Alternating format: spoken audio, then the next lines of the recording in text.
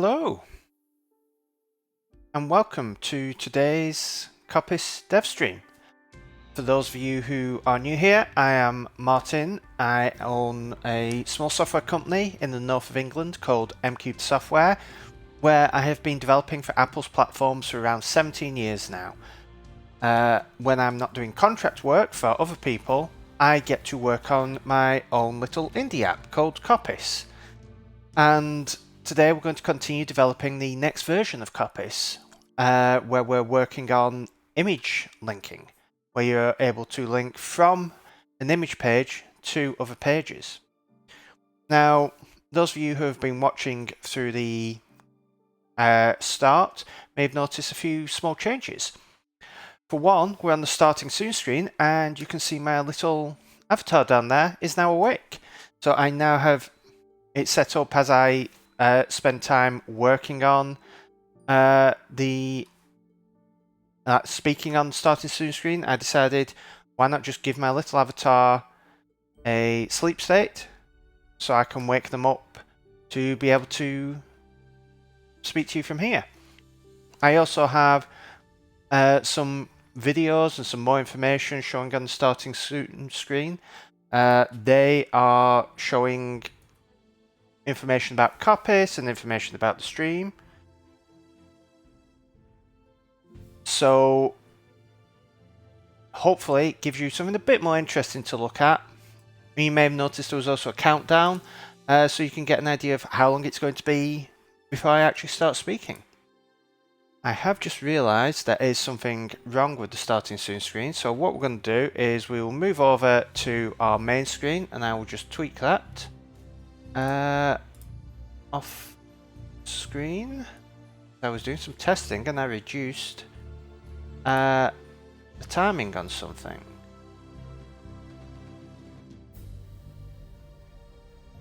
Alright, let's stick that back up to 60 seconds and save.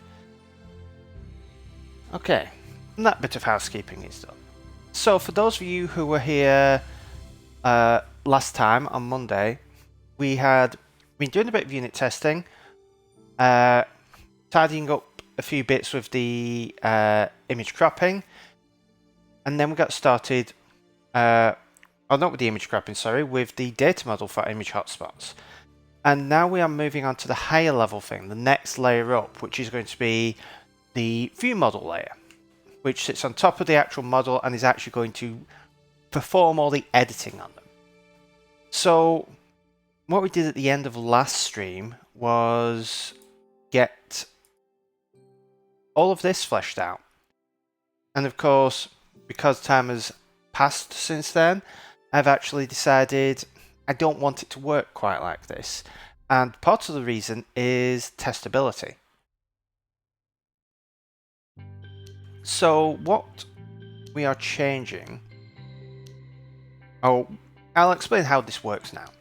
So we have an image editor hotspot collection, and what it is going to do is take an image page content. So each pages can have any sort of content on, potentially. At the moment it's just text to image.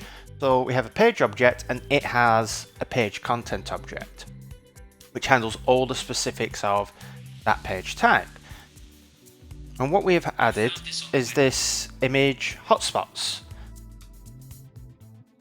And this basically lists the kind of hotspot, whether it's a rectangle, oval, or polygon, the points in that hotspot, and the link, whatever we are linking to. So this can be usually set by the editor, but it can be set by other places. If the document is reverted or changed in some way, it can be updated. If the user undoes or redos, it can be changed. And potentially we could have an inspector that modifies this data and changes it as well. So what we need to have happen is this hotspot collection update when this updates. And the thing is, we can't just change like simple elements to get the undo redo working well. We've had to effectively make this a read-only class so that we can, if you want to change the link, you've got to completely replace it. So what the initial plan was to have this collection that takes the image page content, and what it is going to do is this, like, generate all these hotspots, do any diffing. If it needs to create new hotspots and swap them out and so on, it will do that, and it will make sure we don't have duplicates. And then you would have stuff such as selection, down events, and so on, and these abstract away the mouse events. These would then work out, okay, which of these image editor hotspots do we have, and then it would pass it to the correct hotspot, and they would actually do the editing on all the various things. They would give all the information on how to draw themselves, so the viewer could actually draw. Now, what I've realized is a problem is that if I want to test this class, I have a bit of an issue, because I want to test that these are going to correctly pass things to an image editor hotspot, but the image editor hotspots will be created by this class, so I have no way to really inject that in. So what I'm probably going to do is split it up like this and have different responsibilities. So this is really the task for today, is to get all these implemented with tests. So you start off with, is we're going to have a collection, and this is going to take an image page content, and it's going to hold on to that, and whenever something changes, it's going to update its image editor hotspots. Then we're going to have a view model, which is probably going to take the image editor hotspots, just an array of them, and is going to handle all the selections, passing events, and so on. This may not be an actual view model. This may be sort of a layout manager which sits sort of on, like, within the view model. So the actual view model may actually hold a collection, and this, in fact, let's rename it to hotspot layout. Whenever the collection changes, it's going to update the hotspot layout. That means that we can inject in the image editor hotspots, and so we can create a mock one using the protocol and be able to test that it is calling all the correct details.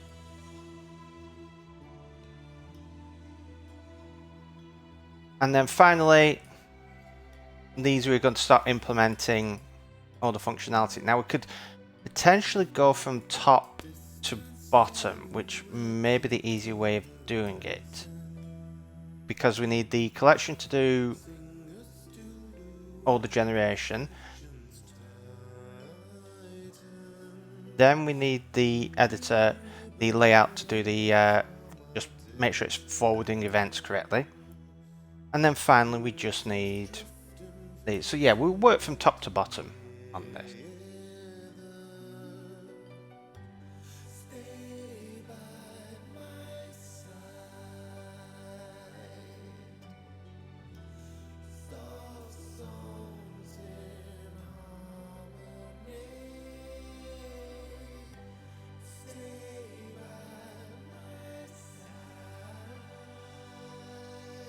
So if anyone is in chat, then please do let me know how you're doing today. What are you up to? What are you working on?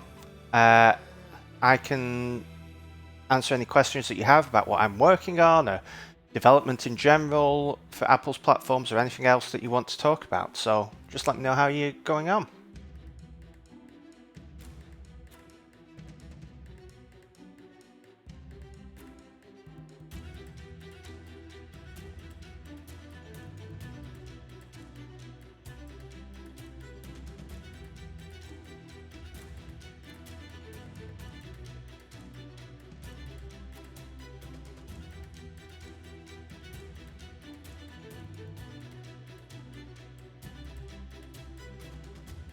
Right, so first let's split this up.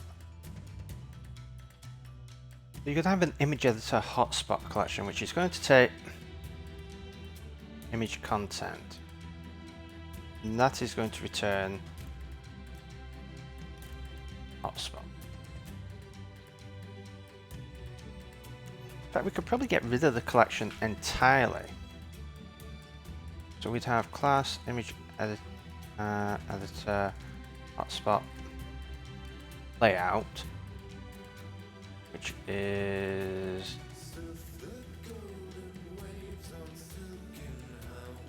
going to be that. And then this can, if we get rid of the collection, this can just be the view model. And the view model's purpose can be observing, doing the thing, and then passing it to this layout. So yeah, this is going to work much better. So if we rename this to hotspot layout,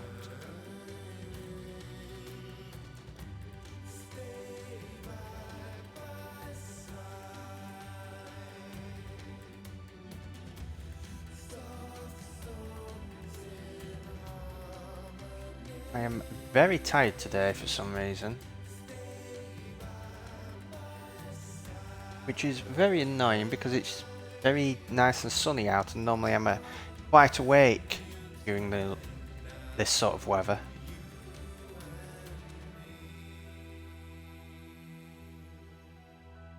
I think it's because I've had a bit of a long week and a bit of a long morning.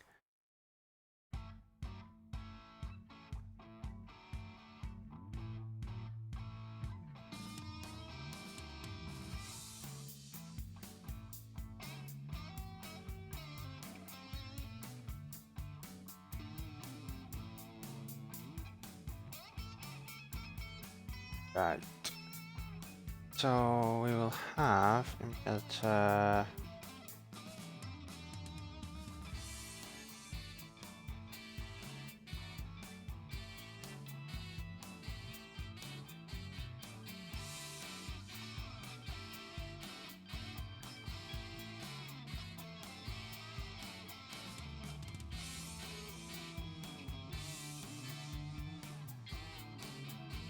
Get a new file.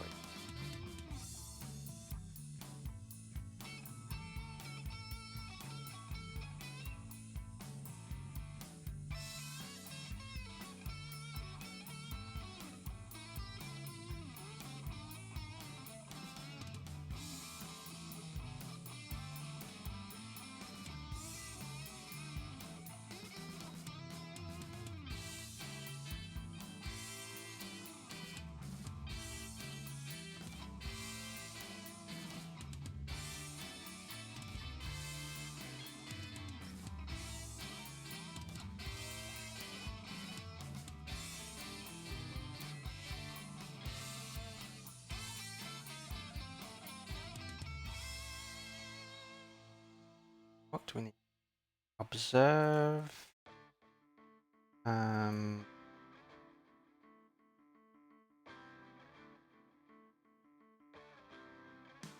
Content.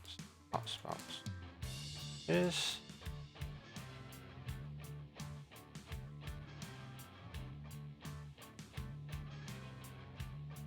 It's a hotspot.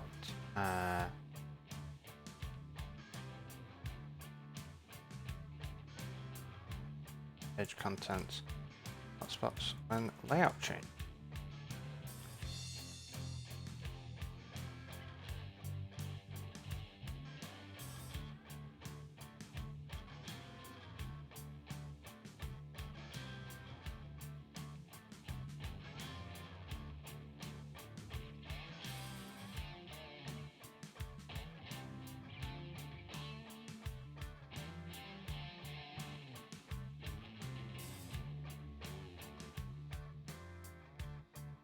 Matter about the reuse too much, because thinking about it,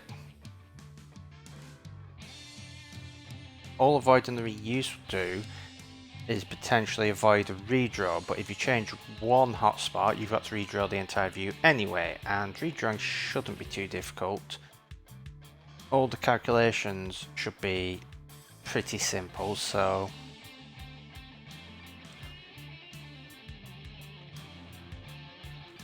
the view model should just be observing, converting, which can just be a map, and then setting on the layout.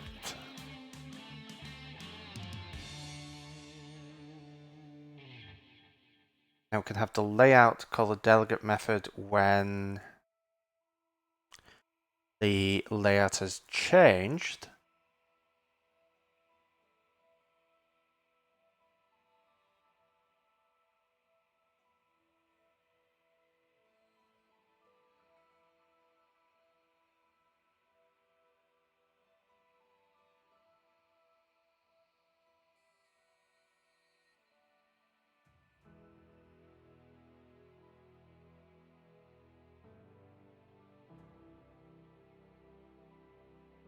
Yeah, we do that when the layout has changed, so it can update data model.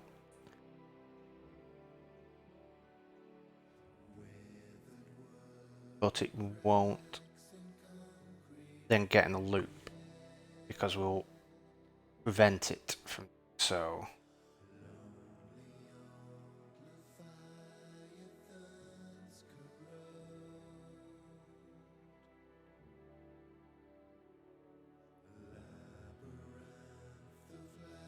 Okay, let's have a play around.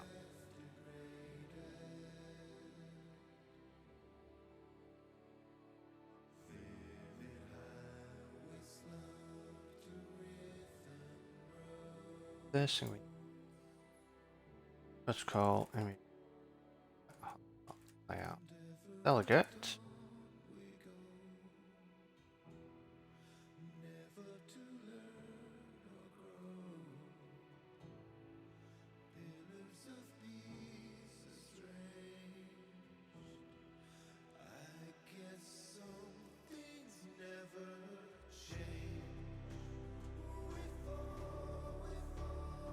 Call this a layout engine.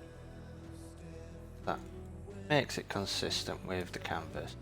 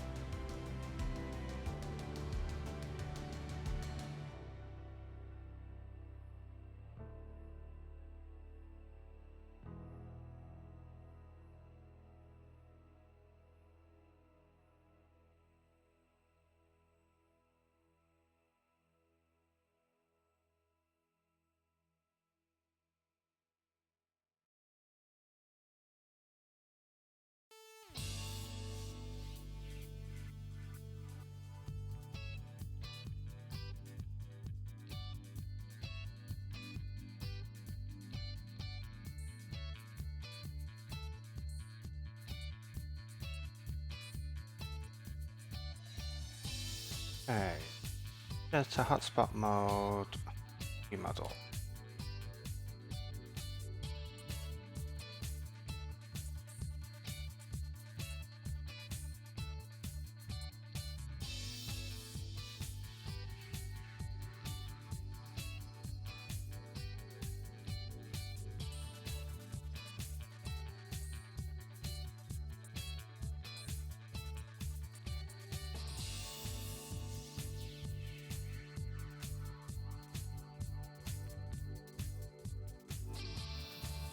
Self.view model equals model. Super name.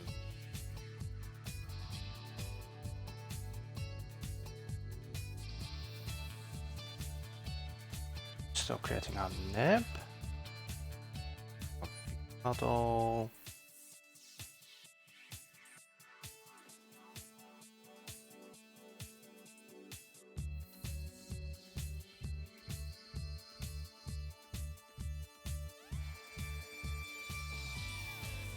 And this is going to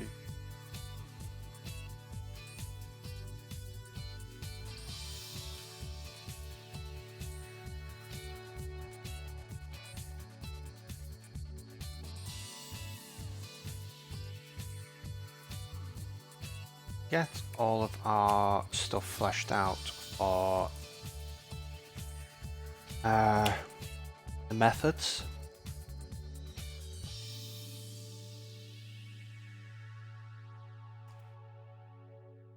Delegate.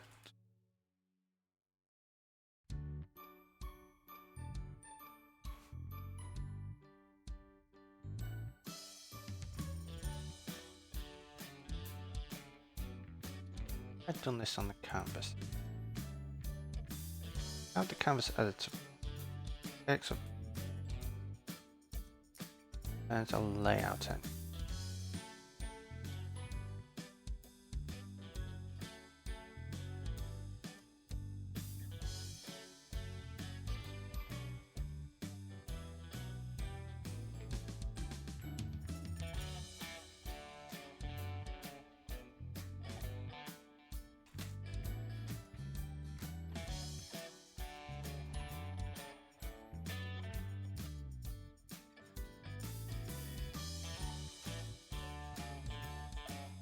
Layout view. Part of layout entry. So layout entry can say that changed. Don't think we need that. I think when layout did change.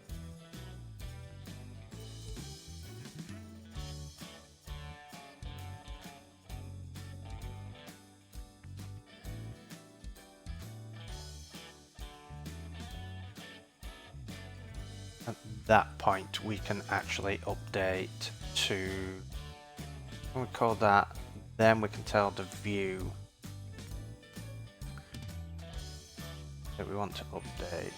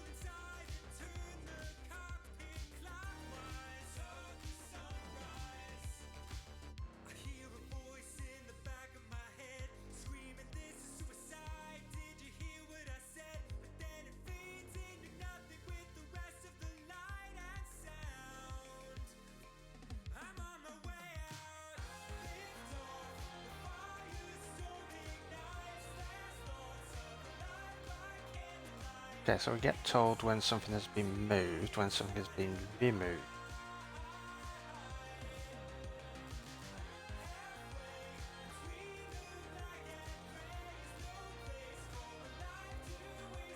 So the difference here is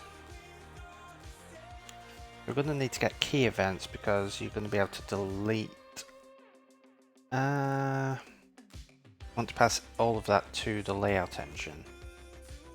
So we probably are going to need something sort of similar. So it won't be layout did change. We need to know, was a hotspot added? Was a hotspot moved? Or was a hotspot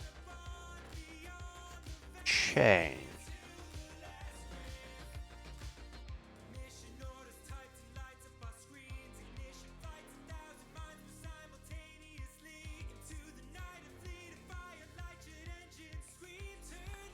I mean, we don't really need to know that. We just need to know if the layout changed, then what will happen is it will call the delegate and it will update hotspots. So basically what we want to do is whenever hotspots changes, or whenever a thing like a mouse up event, it wouldn't be any mouse up event, it would be like an editing has finished. Then we want to call layout the change. So it's not layout did change, it's hotspot.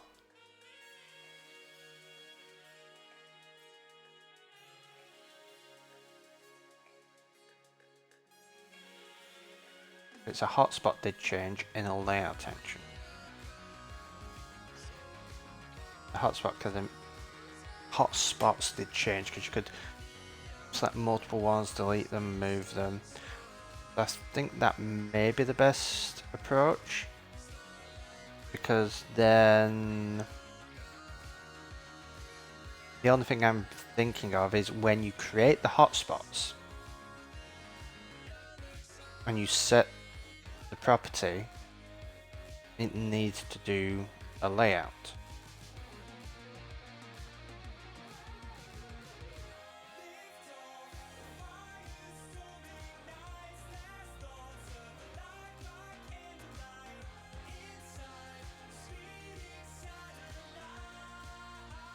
Yeah, let's just leave it as it is now. Oh, we do need to add key up.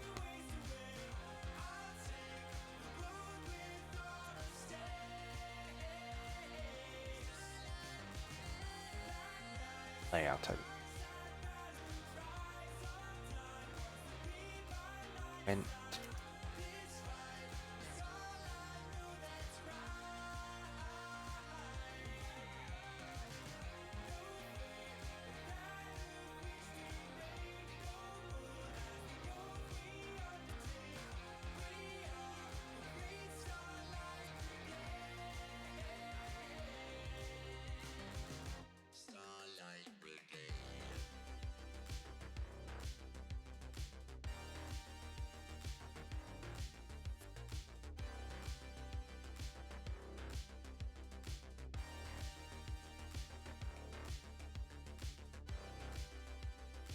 Okay.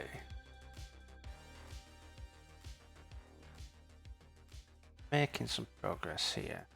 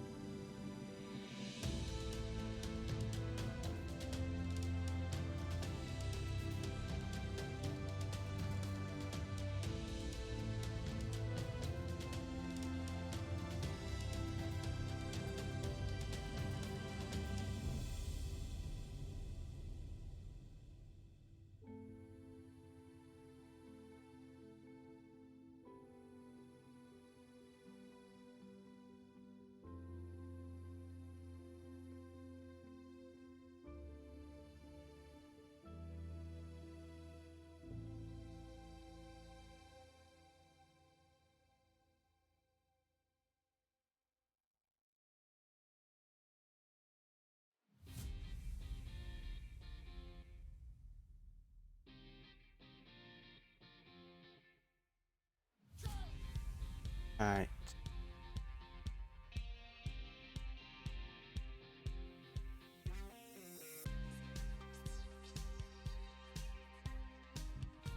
You know what I'm going to do is I'm going to leave this now because I'm still not 100% sure exactly what I want to do here. So let's actually work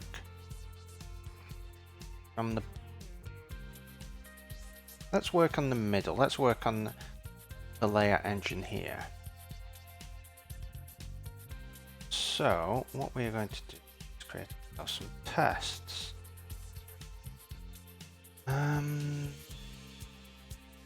Coppice core test.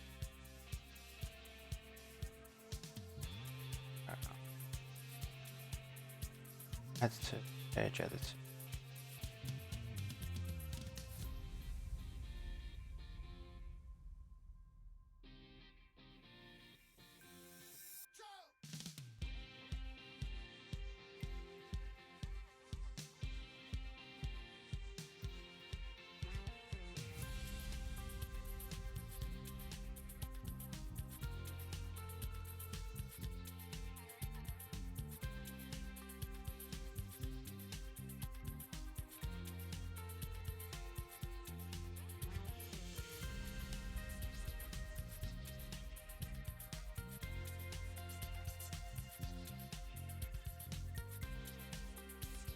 Wrong thing.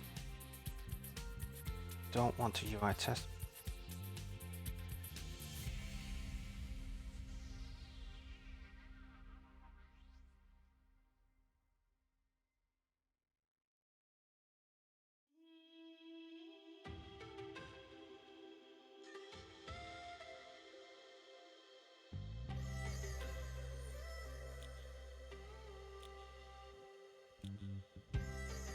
Let's delete that.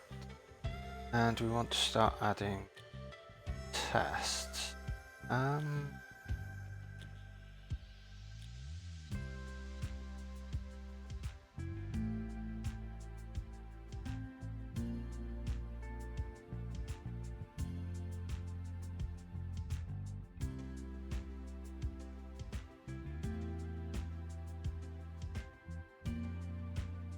Want some tests for select.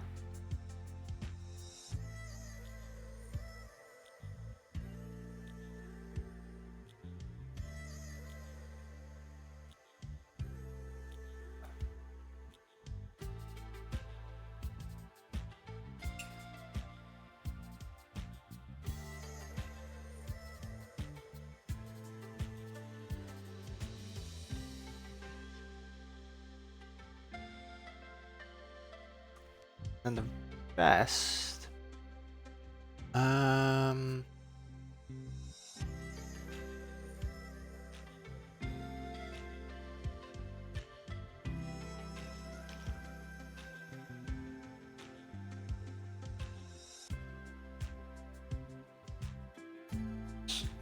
So the things that we need to...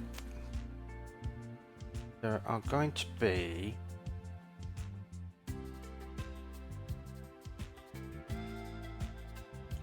Drag existing handle. Drag hotspot.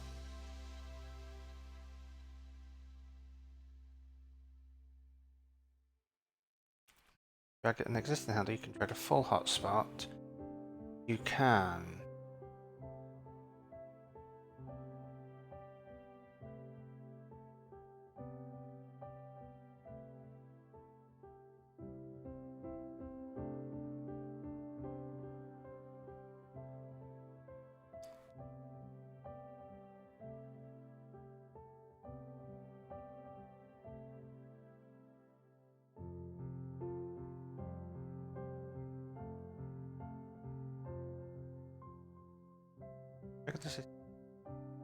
drag a full hotspot.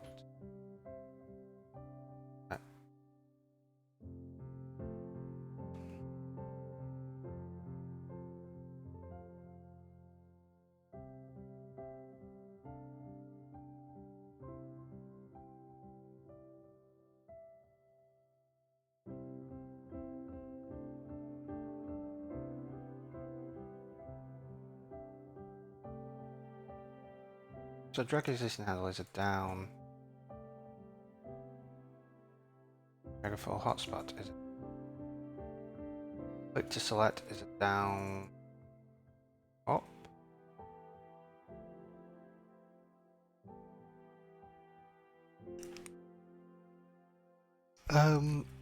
Delete is a key.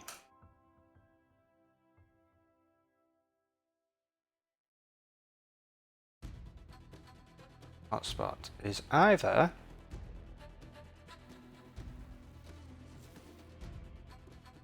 down, drag up. I'll create new polygon. Hotspot is down, up, but it could also be a down, drag. No, it's of down, up.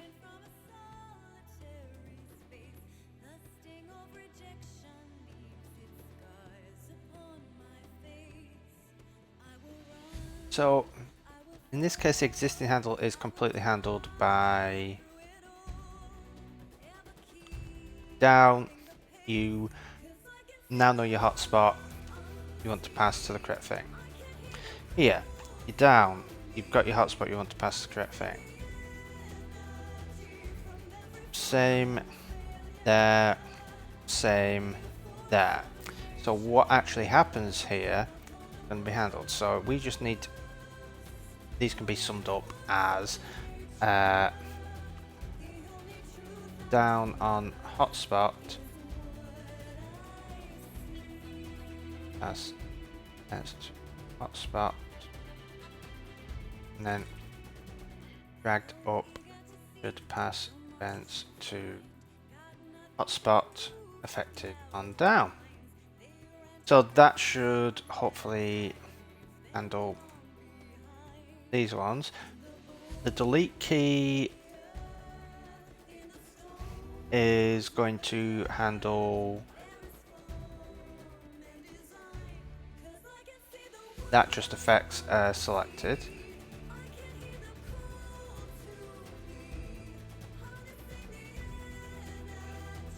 And then I'll creating new.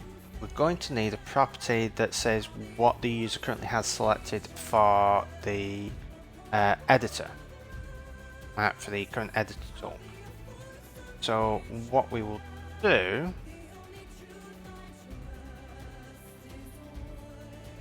is, yeah,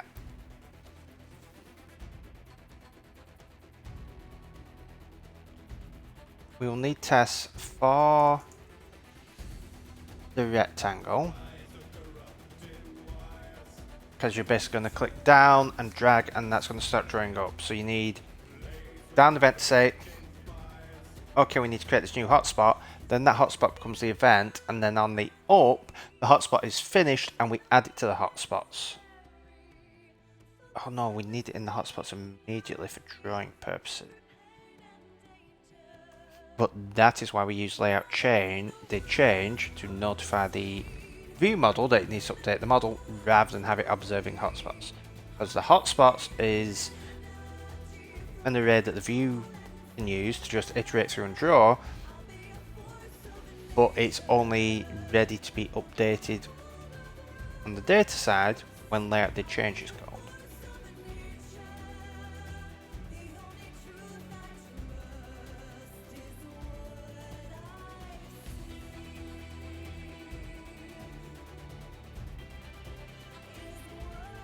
Oh, delete key effects. Get new hotspot, and then the polygon is the same again, but again it should only call it when it's no longer a new hotspot. But in the polygon's case, that happens when it is complete rather than after the first drag event after it's created is done.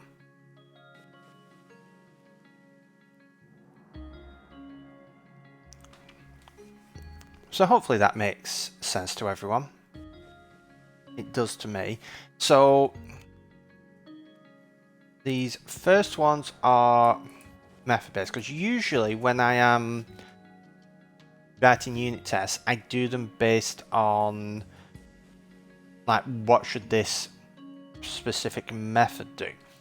But when it comes to events, like there is always a sequence of things to go. You should always have a down event, dragged event, up event, or a down event, up event, no dragged event. So it makes sense to switch to a functional thing, because like selection is a function that happens, but down event, dragged event, up events are not really the functions that happen. It is like dragging a hotspot around, or creating something new. Those are the events that happen, and it just so happens they occur over multiple down and up events.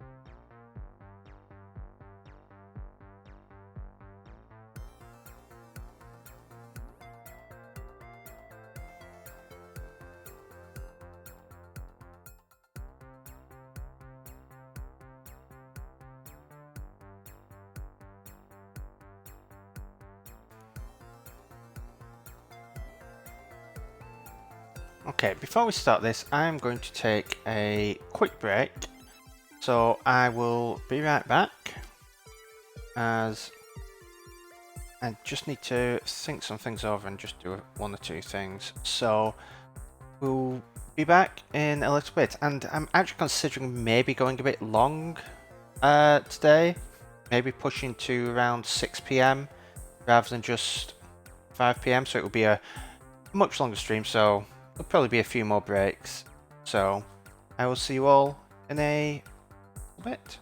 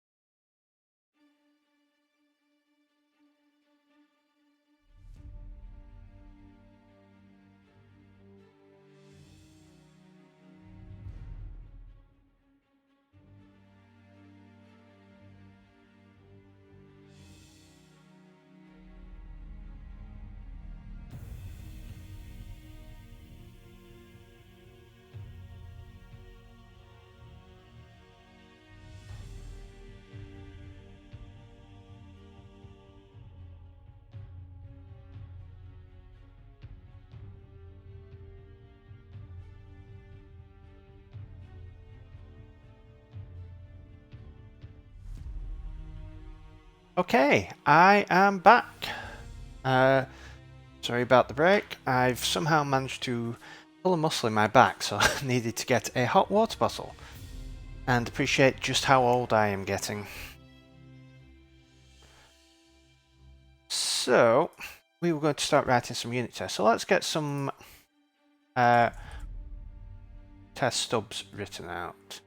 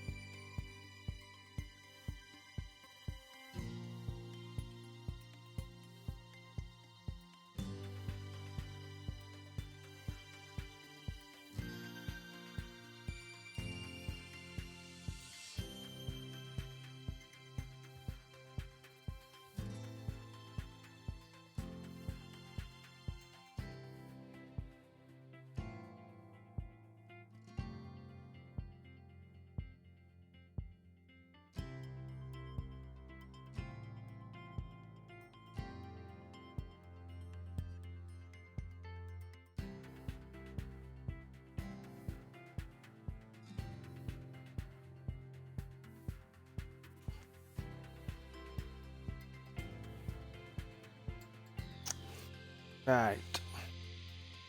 So let's fill some of these out.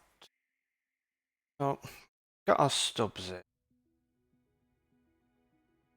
Actually, also is a mock image editor hotspot. Go into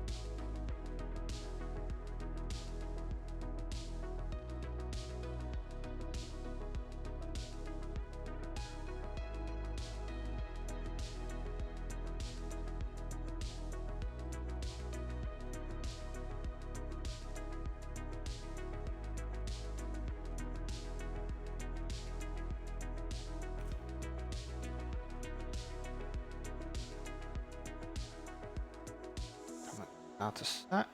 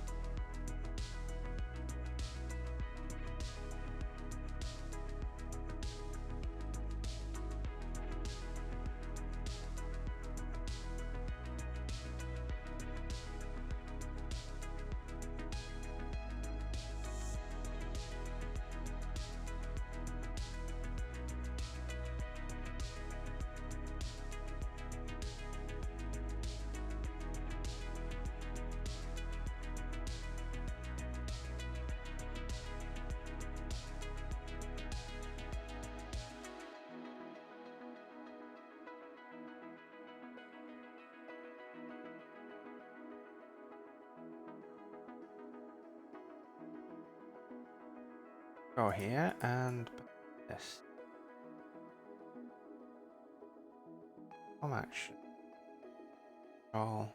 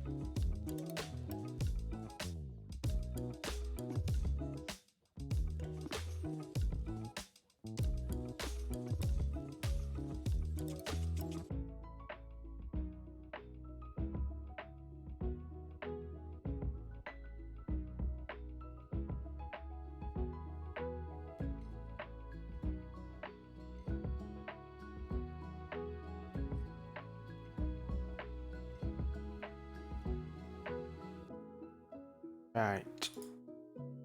Got our is a hotspot. We can now are the protocol stubs. And what we are going to do is fill all this out using my mocking class. So for now, we're just going to fatal error the.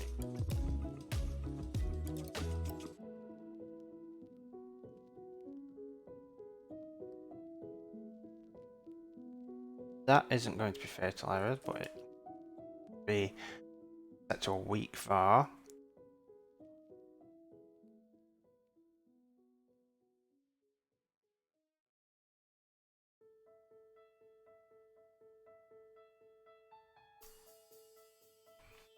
Then let's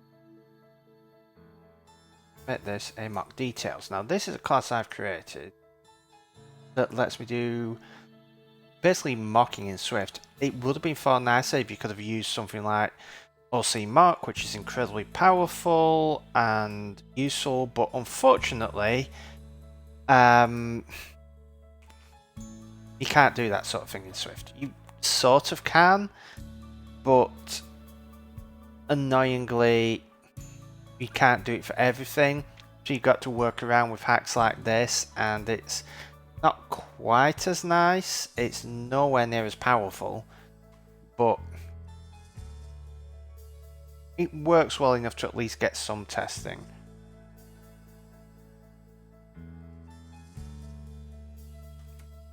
And it's kind of ironic that the more effort you put into making sure that the syntax is correct by putting effort into the compiler, the more difficult it becomes to check that the logic is correct by testing. So it's one of those, you can't have your cake and eat it. You get something, but you lose something as well. And arguably you start losing something a bit more important, because the logic is far more likely to break in unexpected ways than the code not compiling. So, but we live and learn. So for what I do for this is I set the argument and the return type, create it, and then what I'm doing is in here I'm returning test mark dot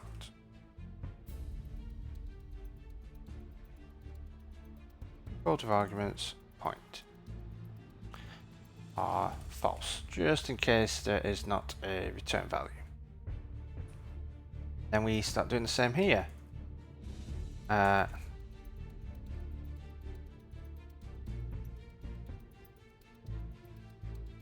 Oh, the modifiers adding to these as well.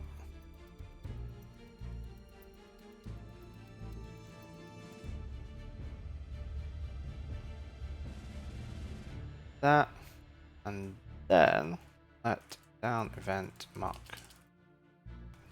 See, this equals mock details, but in this case we need a tuple because we've got a CG point, layer to event modifiers, and an int for the event count. Void. In these cases we do self.down event mock.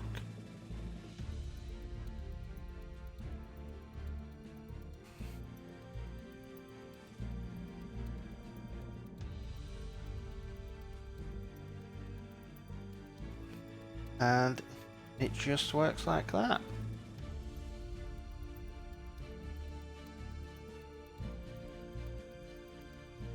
Basically doing the same thing here and here. Different name.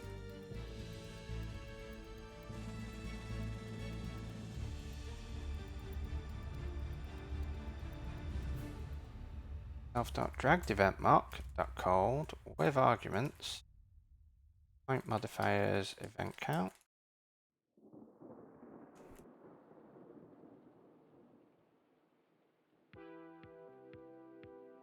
don't want to move event.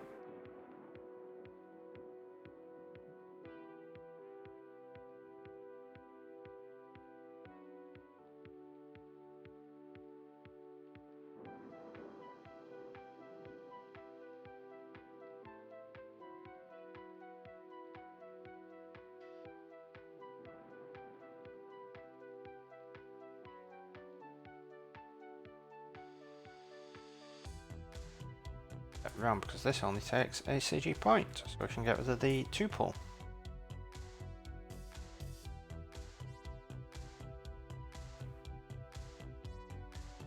Hi Uli! That is the best way to do pair programming, where you each write your own code. How are you today?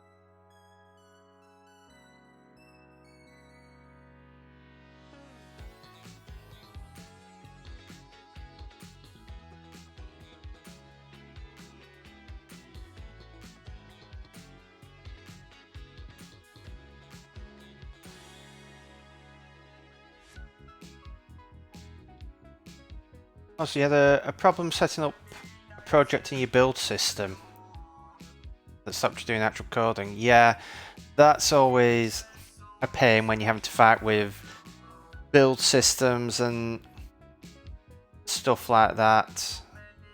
It's you just want to be getting real work done, and the tools just start getting in the way. It's always a pain.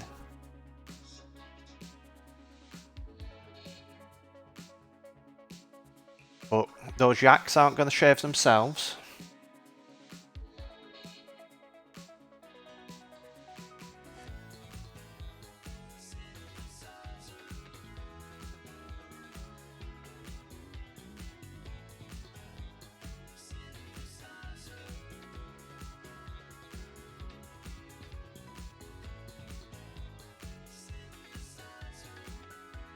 Right, so let's I'm going to create a layout engine up here because I mean, it's going to be useful having a few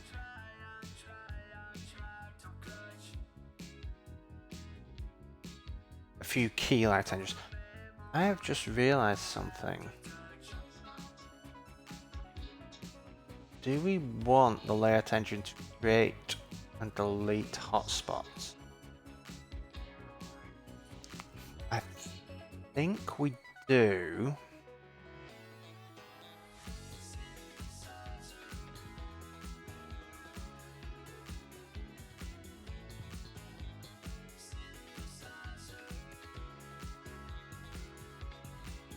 I mean, it could call to its delegate, but yeah, it's going to be easier doing it that way.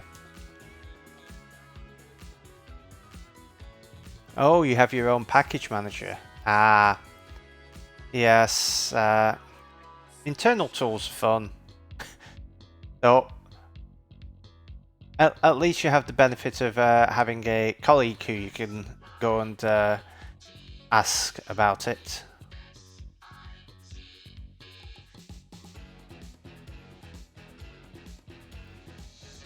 pros and cons of having your own system is the pros, you can do what you want with it and you don't have to rely on someone else if it breaks.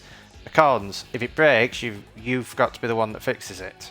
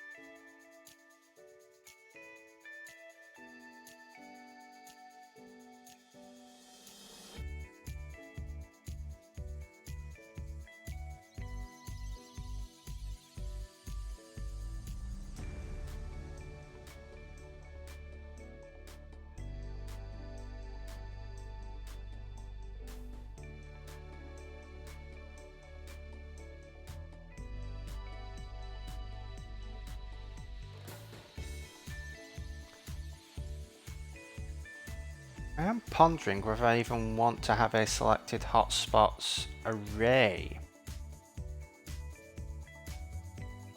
The reason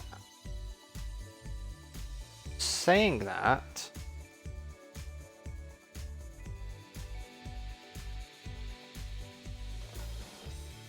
is that the view is going to take the image hotspots. So it's then going to have to go to the selected hotspots array, and then it's going to have to find the hotspot in there, know whether to draw it as selected, when I could just have a selected property on image editor hotspot. Similar with the highlighted, I could have that on the hotspot.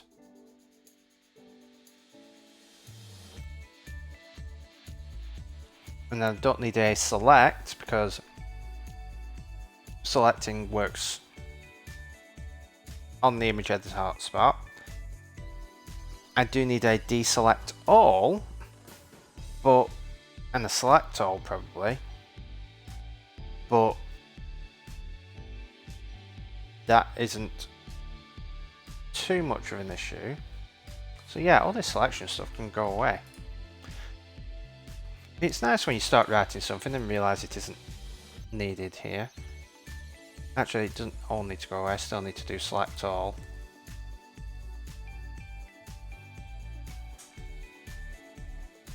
Deselect all. But I can get rid of that.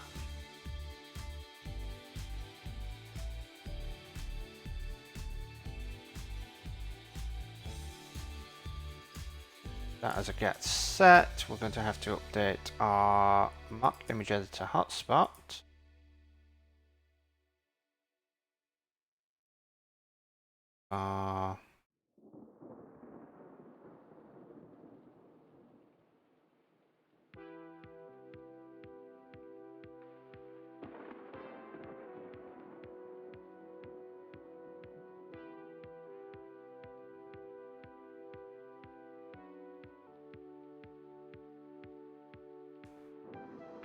And we'll just make this select all and deselect all.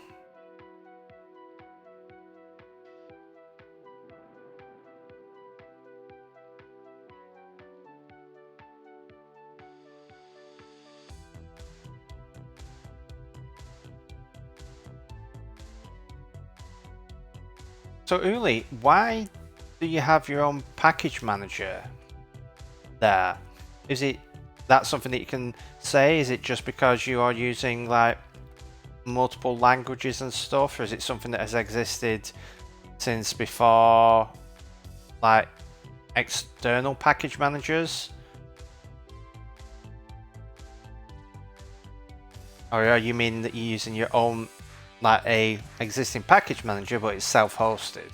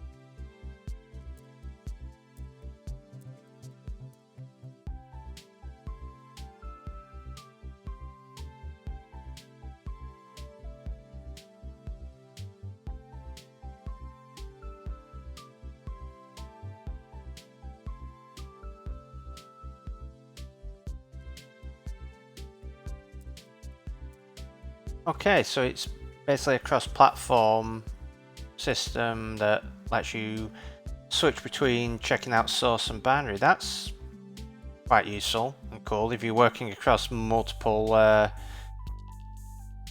platforms and multiple languages. So yeah, it certainly makes a lot of sense to have your own custom thing, because I don't think many package managers out there are particularly good at anything cross-platform.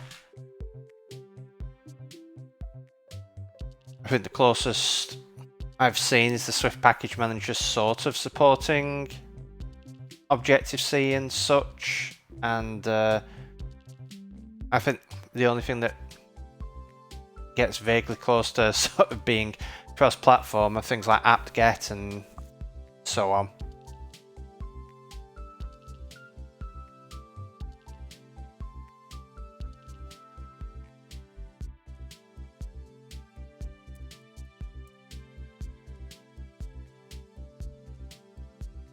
I would really love to know how I've managed to pull a muscle in my back when all I've done today is either sit or walk.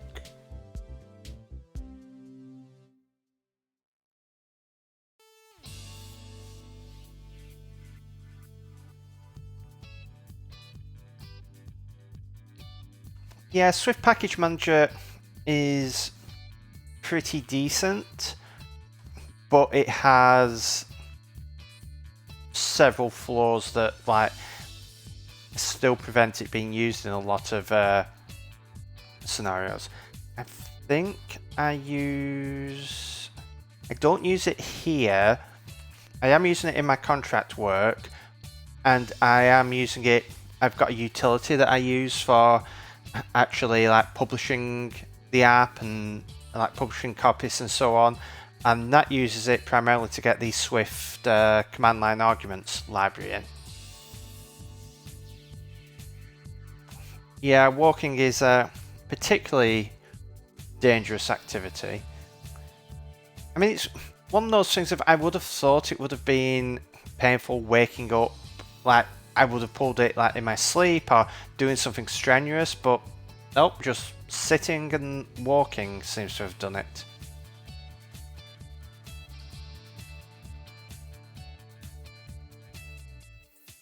But at least I now have a hot water bottle behind me, which should help ease it up a bit.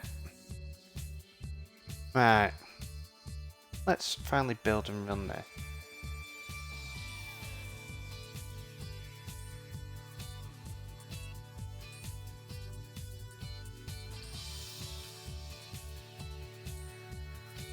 Cannot find type layout event modifiers in scope. Oh, I need to import Coppice core, don't I?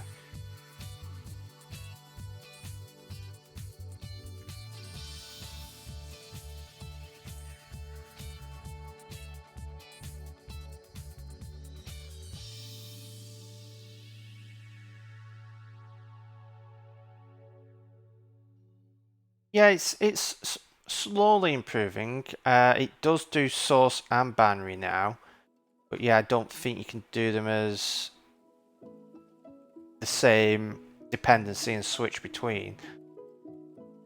But hopefully it moves in that direction and becomes more useful. Though it's one of those things of like you have the Swift package manager and okay, that's going to be great for Swift, but traditionally the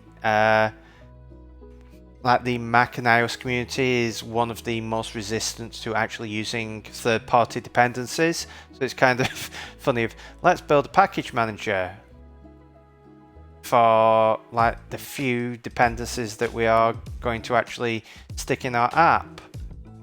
So I mean it's going to be very useful for like internal dependencies and stuff like that, but I don't think we're ever going to get to the point of JavaScript where you have dependencies for everything.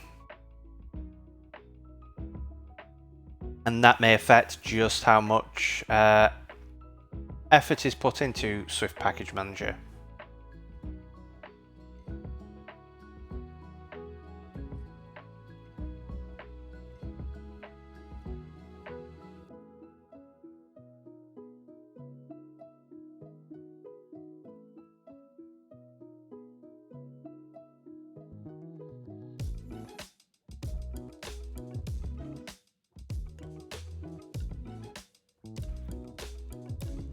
Complaining.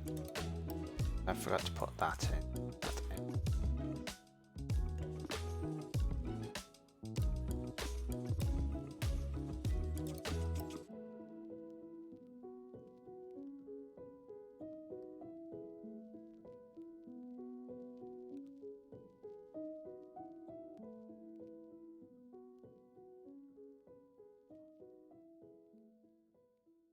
Oh yeah, I agree that it's not that there aren't a lot of dependencies in a lot of like Mac and iOS projects, it's just a lot of them aren't third-party ones. Like I think in Coppice,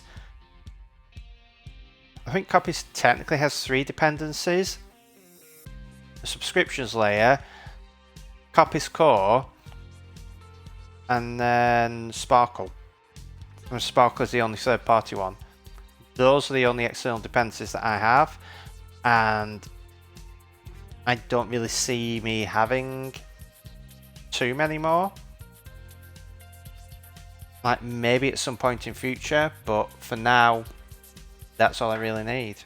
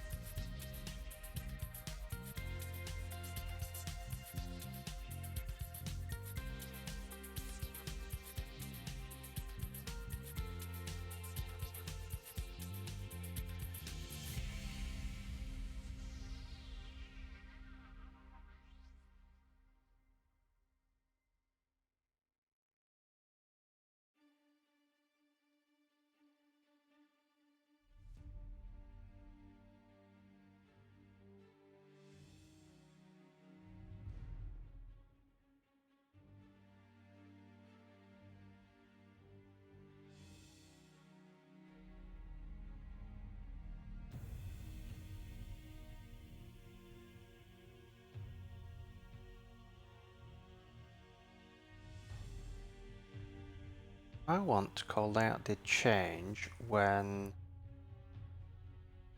this happens.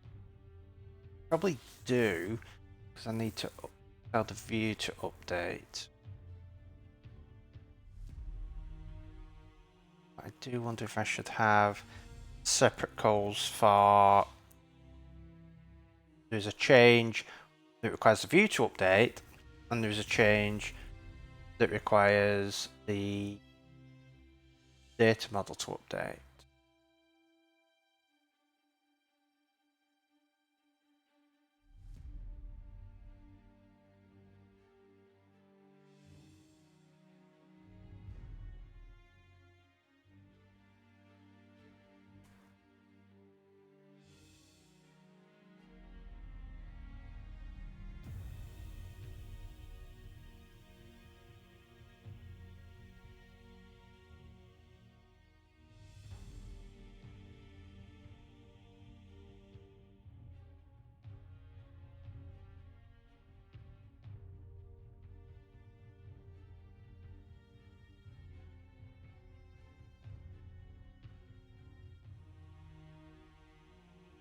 Maybe func layout did change and func layout did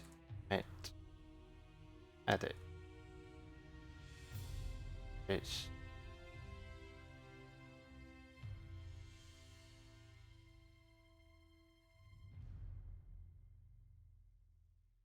so we can have this one that's always called whenever something changes that requires the UI to be updated, but this one is okay, something was committed and therefore it needs to get written to the data. Oh, that is just a layout did change because selection is not persisted.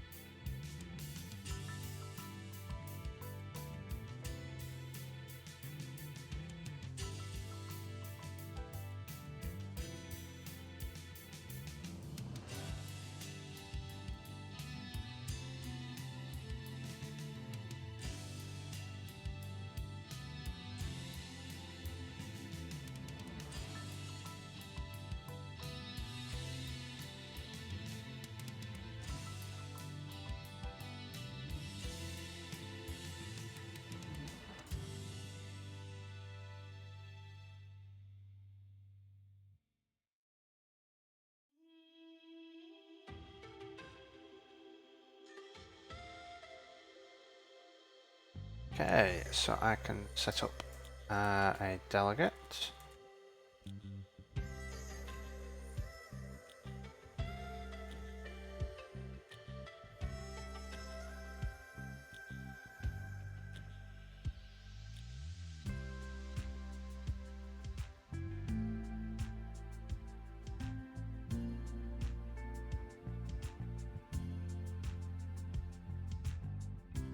Then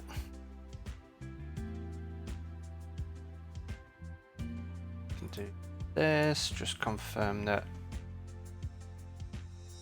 selected, and I can actually set true and do self.delegate dot get the change mark was called.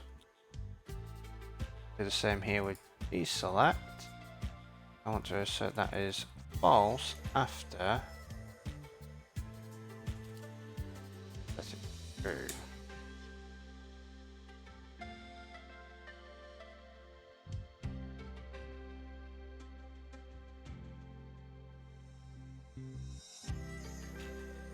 Can't solve with any object.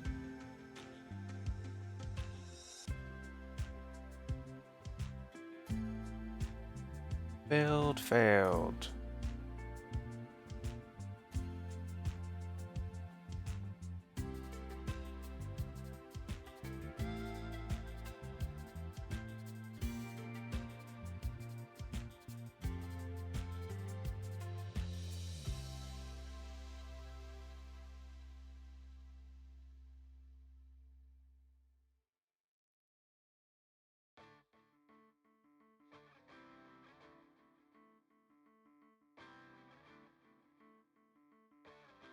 Okay, so everything is still failing.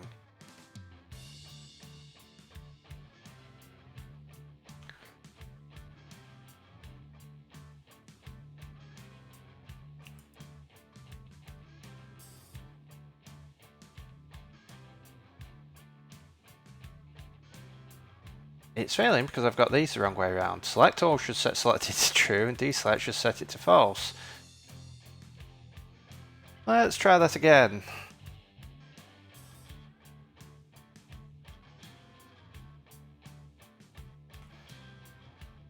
I think that is what we call in the industry an off by one error, and possibly a noob mistake.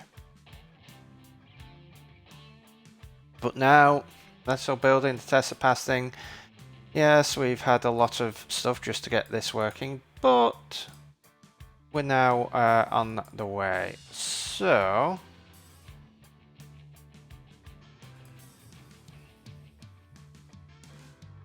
now I'm going to do the stuff where it's going to start passing stuff to the hotspots.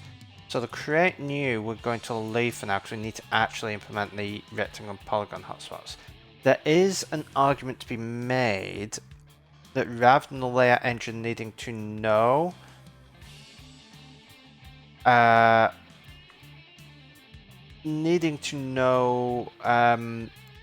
what state it's in, I could just have some sort of factory thing that I put in, like a delegate, maybe something on the delegate that says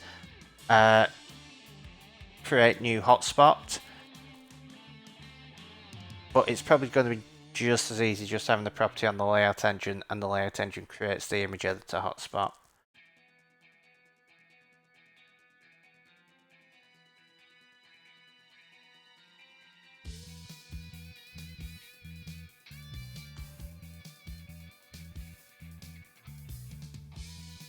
Because I can always get the hotspot from the hotspots property once it's created, so. Well, I mean, technically, all true false Boolean errors are off by one. That's what I was meaning of. Oh, this is a 0 when it should be a 1, and this is a 1 when it should be a 0.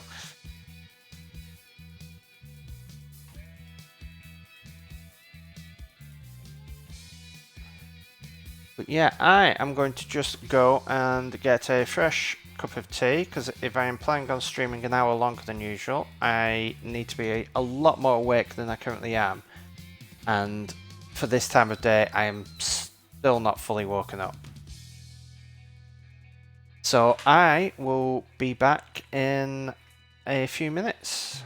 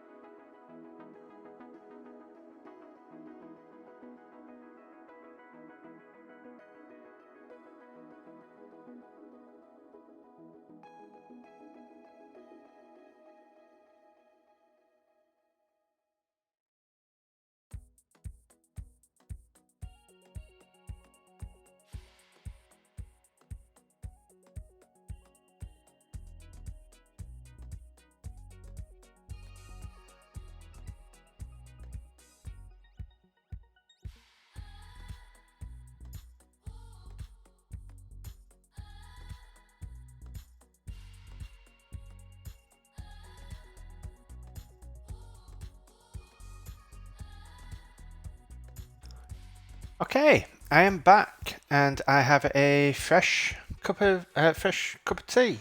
So I can now hopefully survive for the next few hours with a well caffeinated brain. Now it's a bit hot to drink at the moment, so I'll let it cool down a bit. So yeah, I will head back. But as you can see, the Be Right Back screen has the new updates as well as the starting soon screen. So hopefully you've been enjoying a little bit more to look at while I've been away.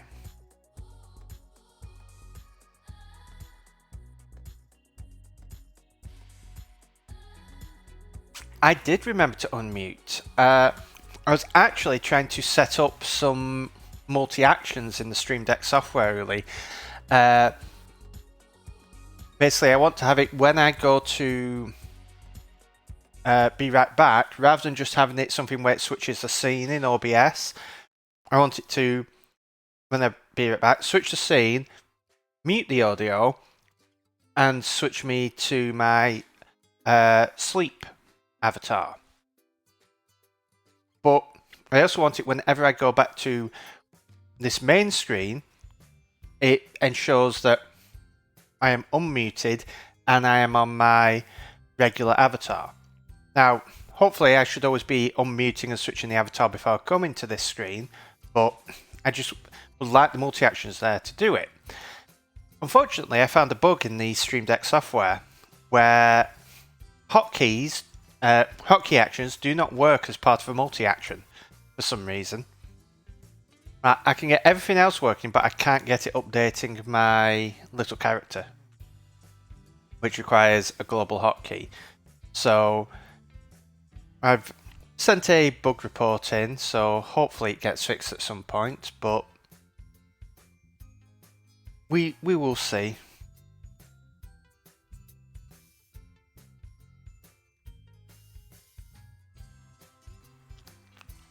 I think what also helps is me remembering which way round the mute and unmute images are on my Stream Deck, so that helps me correctly check that my audio is working.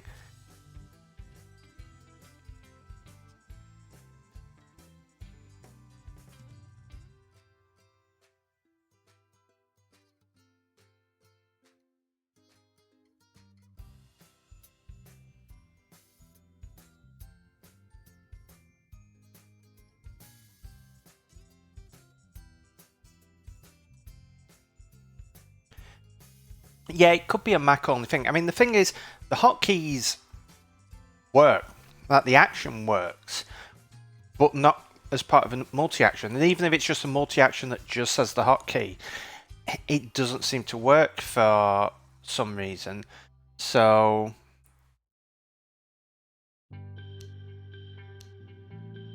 yeah, I mean, if it's hiding stuff in OBS using the OBS stuff, it all works. Like everything else was working. It was just it would not fire the hotkeys. I mean, it is a bit annoying that I have to use hotkeys to switch between the things, because whenever I do that in Xcode, I get a beep because it's not a hotkey that Xcode likes.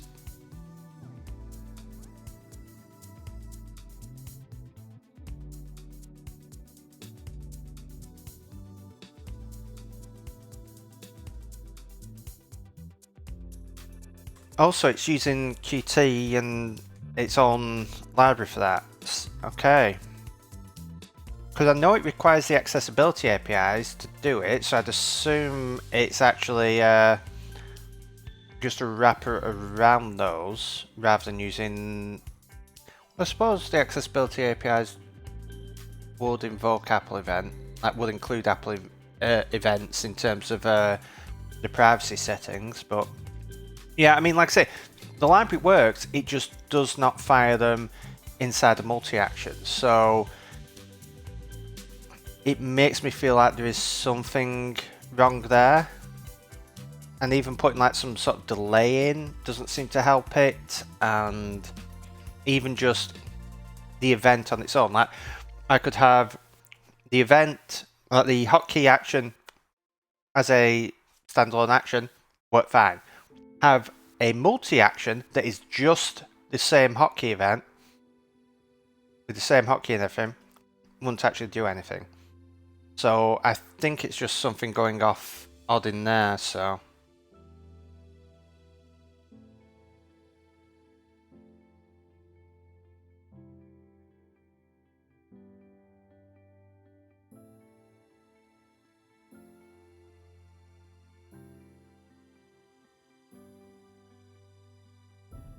Anyway, let's get writing some unit tests here.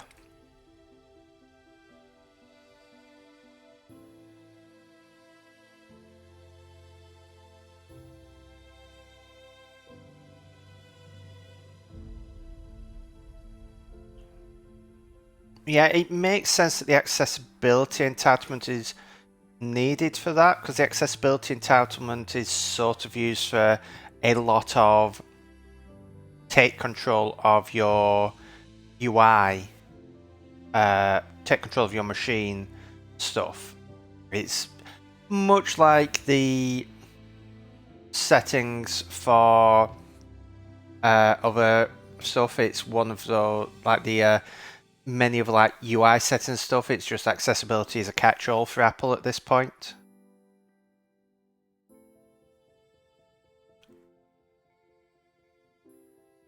Yeah, I mean the Viado Tube devs maybe, but it maybe I think it's actually just one person doing it, so I think they are working on the more advanced version.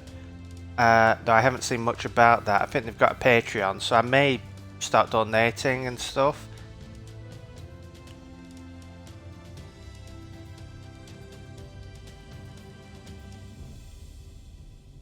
I didn't mention that in my support request, but I may mention that in any sort of reply, because I know a lot of people are using Viado Tube now. It's at least for the simpler side of like VTubers, it is a really good, simple, and easy to use and easy to set up app. There are a lot more advanced things for when people want all like the face tracking and all stuff like that. But if you just want a simple 2D character, then it's pretty great. And I just have it all set up with all my different hotkeys. I have my blink animations set up and my screen lighting up. So yeah, I mean, it's something that is the Stream Deck. It will be ideal for having a plugin, so that you didn't have to use the hotkeys. But I mean, even with the hotkeys, it's easy enough for me to just switch between all of my different expressions and come back to the beginning. Though I do need to tweak some things with it. I've added the sleep expression, but I need to align some things, because you'll notice that I think, for example, this one, the body shifts slightly, so I need to do some tweaks there. I want to get some more blinking animations on some of the states, but I'm slowly working on bits and pieces. Last week it was getting like alerts and stuff working, and for this stream it was getting the new Be Right Back and Starting Soon screens, and I'll look into some more stuff probably for the stream on Monday. I've got some things I'd like to do, so I'm slowly working my way through a to-do list. I mean, one thing I want to really do is work out how to make the stream a lot more engaging for people who don't really know me and know what's going on and maybe aren't developers. because when you come in and you're just seeing the big block of code, it can be a bit like, what on earth is going on? So I'd like to figure out some ways there for both developers and people who aren't developers, ways of finding it more interesting. So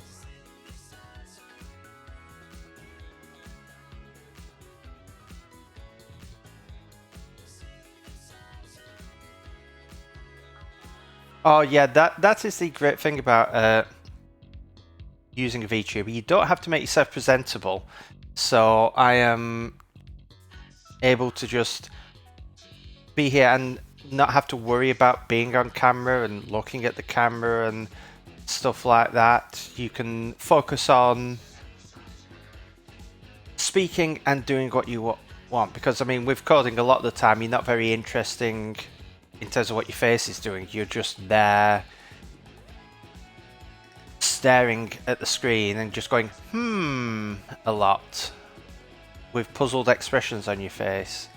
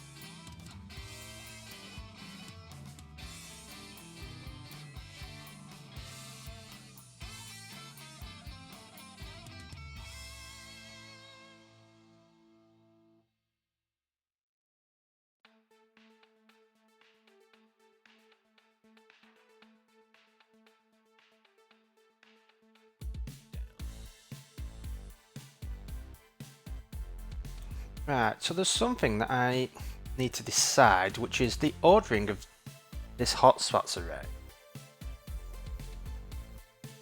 Because the order is going to matter, because when you interact with something, it's probably going to be added at the highest level. There is going to be Z ordering, but it's not going to be something that the user really does. It's something that when the user clicks on something and moves it, then it brings it to the front.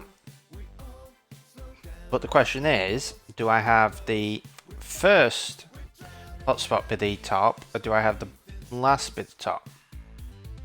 I'm thinking the last because it's going to make it a bit easier, because I can just remove it and append it when I need to bring something to the front. And also when I'm drawing, I can draw from the first one to the back, because the hotspots are going to be translucent. So I could draw the lowest hotspot and then move up and up and up and up.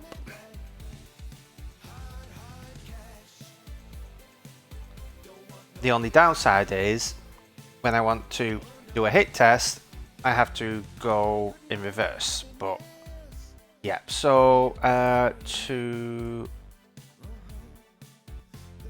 it's to the last hotspot in array that passes hit test, and just put quick comment.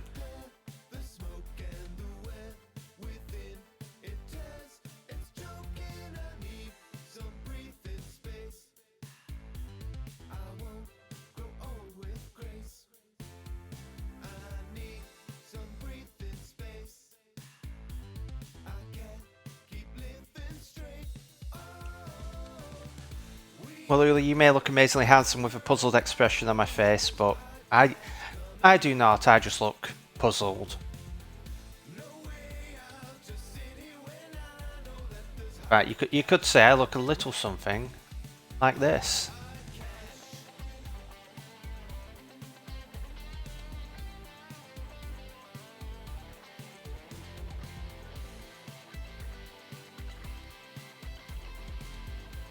And then when I figure out what I've done wrong, then I look a lot more like this.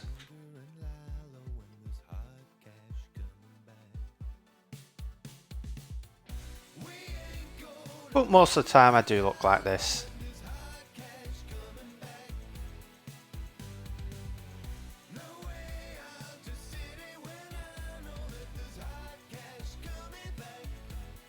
Right, so we have our stuff that is passing stuff down when you're editing a hotspot.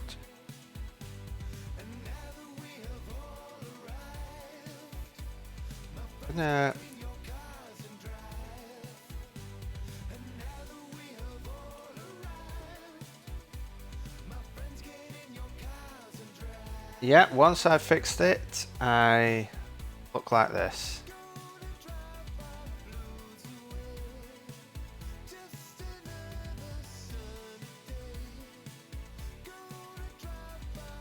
And then when Swift or Xcode are annoying me, then the arms come out and the face goes red. And the computer gets ever closer to the day that it gets thrown out the window.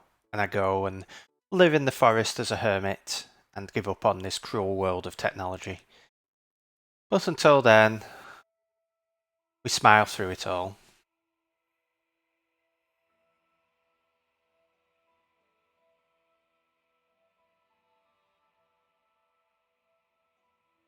I'll tell you one thing I have realised, because I do have an M1 laptop now, and something that I have figured out is I'm running the UI in scaled mode, and I knew that it's not going to look too bad if you don't run in the native resolution, but I wasn't sure just how much blurriness there may be.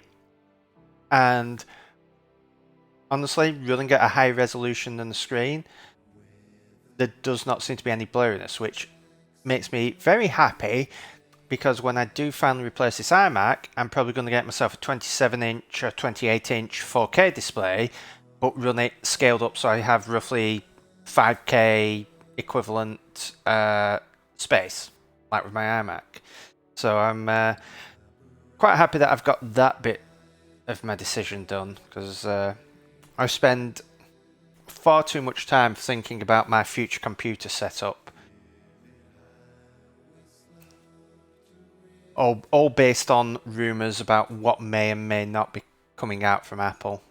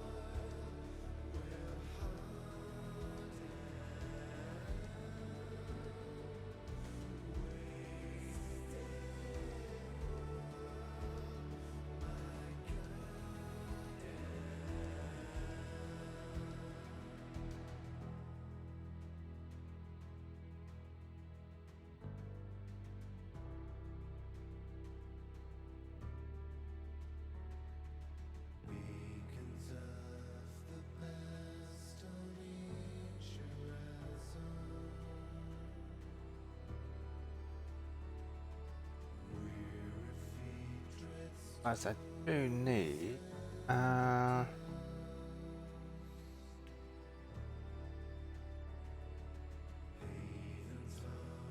hotspot.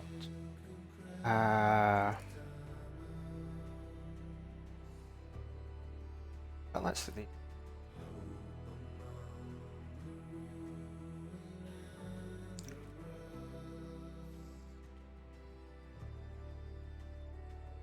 Layout did change on the down event.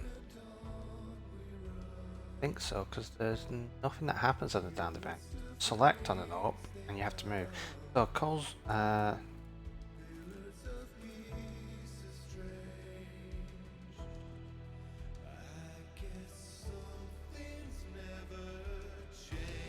Because even when you're creating, it's only when you drag that we're actually going to do it. Because if you just click and increase on an empty space, I'm not going to actually create. So first, editing hotspot. Calls. Yeah. Change on.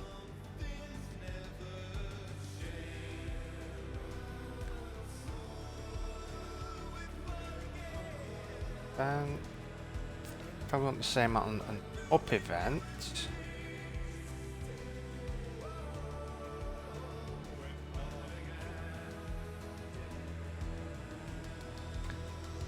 now whether did commit edit is called is going to depend on the actual hotspot, because if you just click and move up, then you are not going to deselect anything.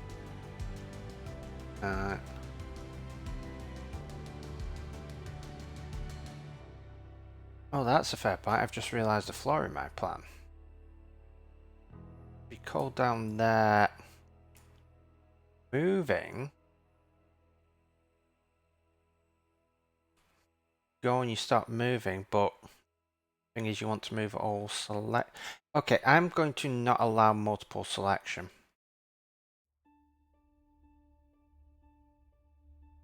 Because multiple selection only really helps with. I'm not going to be doing drag select. I'm not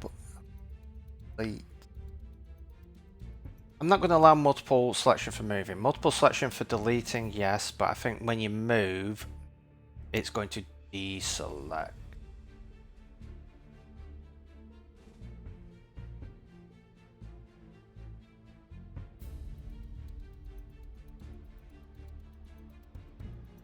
You don't think you'll ever buy a Mac desktop again?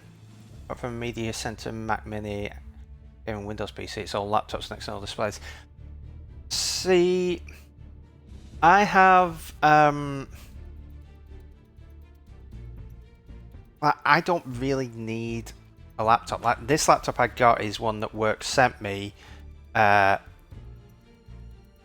reasons I won't get into, but they basically had it spare and said, do you want it for testing purposes and stuff like that? And yeah, effectively. That's the short version. So, but the thing is, most of the time I'm not actually using it. Like right now it's closed. I haven't touched it since I think Wednesday was the last time I really needed it. But yeah, I don't really need a laptop. The only time I need a laptop, because I'm working from home, is when I go to a conference or something like that. And except for coding, my iPad Pro can handle most of that.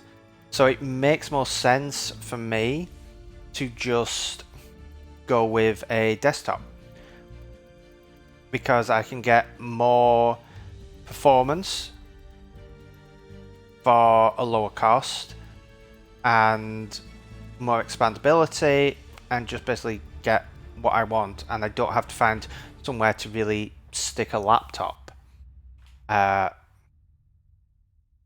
So it just works better for what I need, and I'm hoping when Apple releases the new Mac Pro, it will have some degree of internal expansion, so I can start shoving some storage in there and then I can just have this nice box that contains everything that I need to, has the ports that I need, and yeah, it just sits on my desk. And for everything else, I've got my iPad. So why no multiple selection when moving? So the issue is that if I did that, I would have to make the code a lot more complicated. So the way things are happening at the moment is that for like, if you click and start moving a point, then it does make sense that you can only move one thing, and at that point it needs to deselect the other stuff so that you're only really moving this one thing. Like, you're not even going to see the editing controls if you have multiple things selected, only if you have one selected. For moving, it could make sense, but the thing is, what I want is like you do down event on an image hotspot, and it does that image hotspot, and then you start doing like all the events get sent to that image editor hotspot, and it actually updates all the things up here for where it is located, and once it is done, then it redraws. If you have multiple selection, like multiple moving, the problem there is that I can't do that. That has to move up to a higher level, and it just makes it more complex because I now need another level in between. Now that is fine for the canvas. In fact, for the canvas, the way it all works is if I go into Coppice Core, I have the layout engine, and then I have this event contacts factory, which determines, okay, what sort of event do I need to do? So like if there isn't a page there, it does a canvas selection event where it will set the draw thing and like select things underneath the selection rect. There's a select and move event if you just click on the title bar of the content, but if you click on the resize stuff, it will do a resize event, and same for keyboard moving and remove paging. So this is a lot more complex.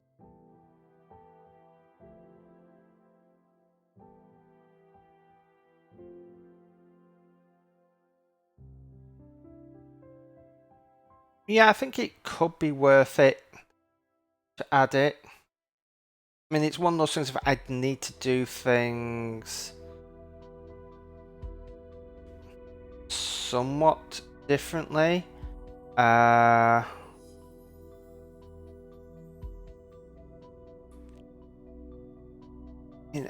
I do it while keeping things working this way?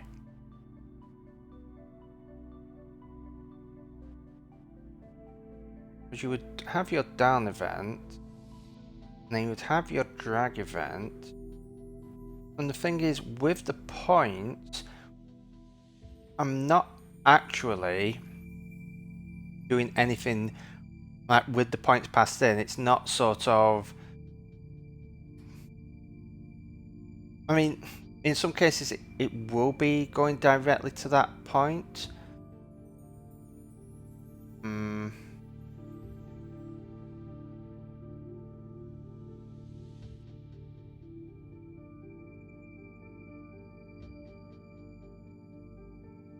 I mean, what I will be getting is the delta between the initial point and the point it has been moved to, so that I can update things.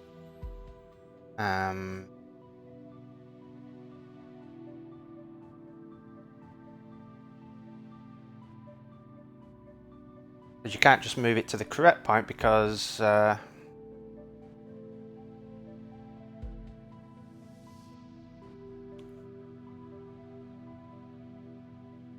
so the way it's structured at the moment, if I zoom in, is I've got down event, dragged event, up event, so on here. So the view is going to call the layout engine, and when you get mouse up, mouse down, it's going to call these things. These are abstracted so I can do testing and make it a bit more abstracted away from the UI. So on down event, what it's going to do is go through all the hotspots, call hit test on them, find the correct one that we want to send to, and then it's going to send the down event. From that point on, it's going to store it in the variable so that the dragged event and up events go to that hotspot. It doesn't do the hit test anymore. So what I could do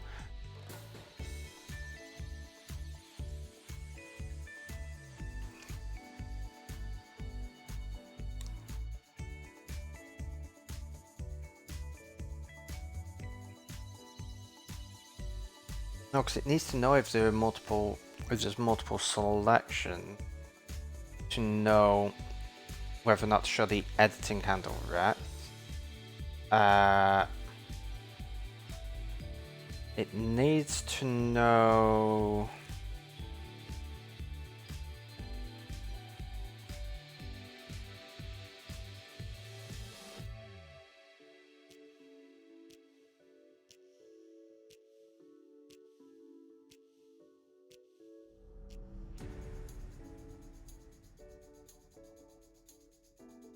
Well, I need to store the clicked hotspot so I know which hotspot I am sending the events to. And for moving, that works fine. You're just moving all of the points. However,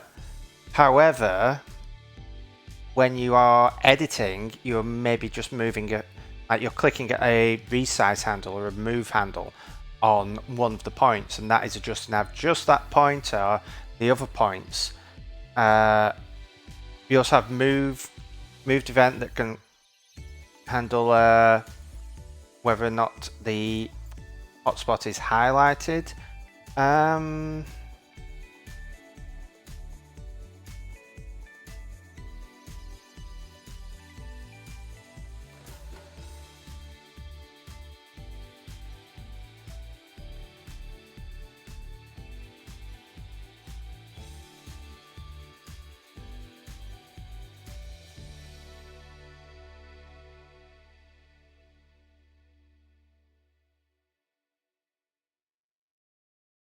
I mean, the other option is just completely getting rid of multiple selection. But that's going to be annoying if someone wants to select a lot of stuff, but it means that you won't be annoyed by there not being a drag select option, because otherwise I'm effectively implementing the canvas layout engine, but in a slightly different way, and I don't want to do that. I'm still effectively doing that to some degree, but I don't want to do something quite that advanced. So what I might do is just, for now, get rid of multiple selection. You can only have one selected hotspot.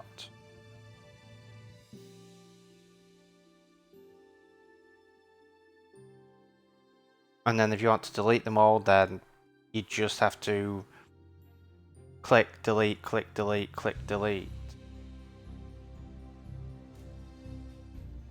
And I can maybe have a right click option for clear all hotspots or delete all hotspots.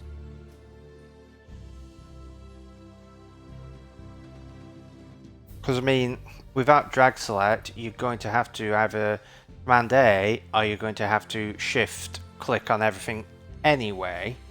So it's just saving you some delete. Hi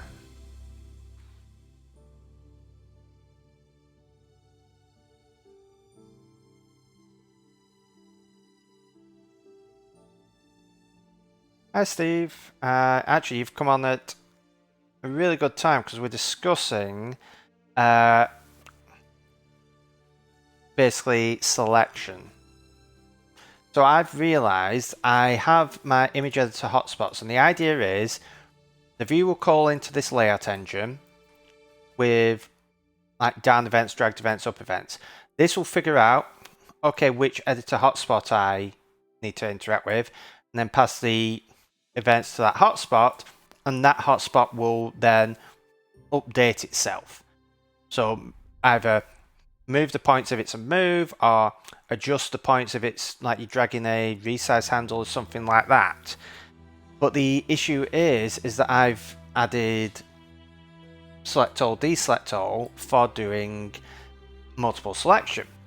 Because my idea is, oh, what if you want to get rid of a bunch of hotspots all at once? Where you can just like click, shift click, shift click, shift click, and then hit delete once. And one of the problems is moving when you have multiple items selected, because this system falls down at that point because I'm no longer sending to just the one hotspot that's been edited. I need to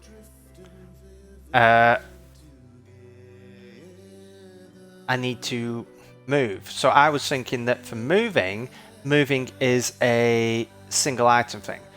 So you can select multiple things to delete, but if you click and then start moving, it is going to actually deselect everything besides the thing that you're moving.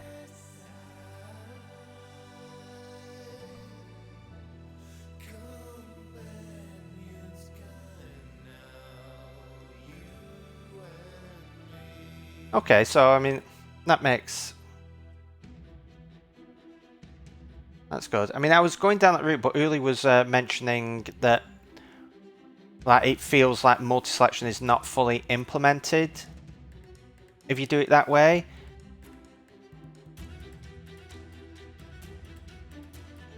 But the problem there is that I'm thinking, well, if you go down that road, then you've got the thing, well, do you have a selection rect as well, like I do on the canvas? So yeah, I suppose that is a point. If people really want it, they can have it. Because I mean, I don't imagine there are going to be cases where you're going to want to move multiple hotspots at once. So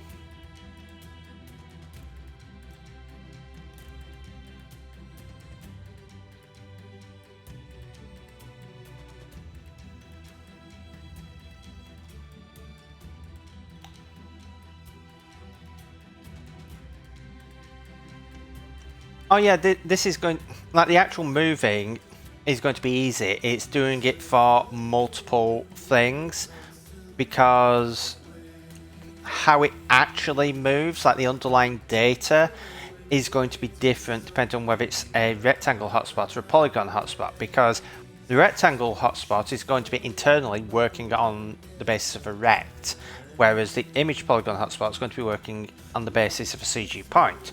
Now when you go and get the image hotspot out, it's just going to give you the image hotspot with the array of points, but for making it easier to deal with, internally these really need to just get the events and be like a black box that is changing stuff, so that you pass events in and you get back the paths for drawing stuff. Yeah, I'm talking about selecting hotspots. I mean, you won't be able to select points. You will click and drag on the point to move it, and click and drag on the point to move it. So you won't be able to select all of the select 2 points on the polygon and move those 2 points. You're going to have to move them individually.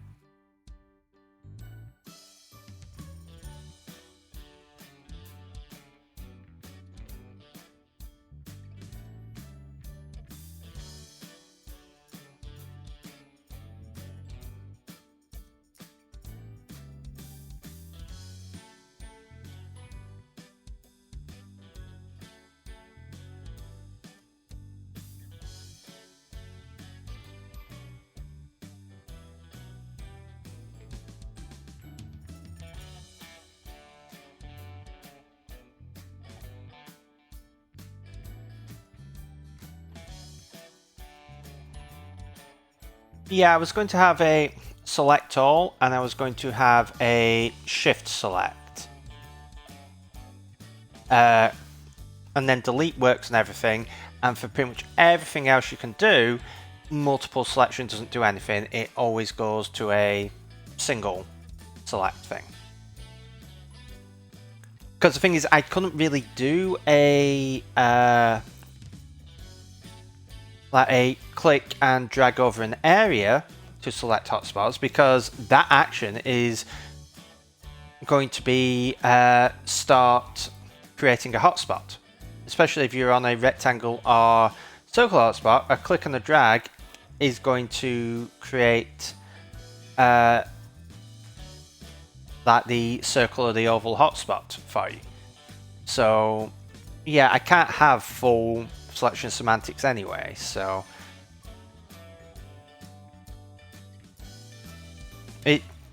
it's one of those things of working out the best compromise. I can have a pointer mode versus a drawing mode, but that is just adding even more complexity. Like the simplicity is if you are dragging over an empty space, it will create a new hotspot of the current mode, and if you are over a existing hotspot, then it will modify that hotspot.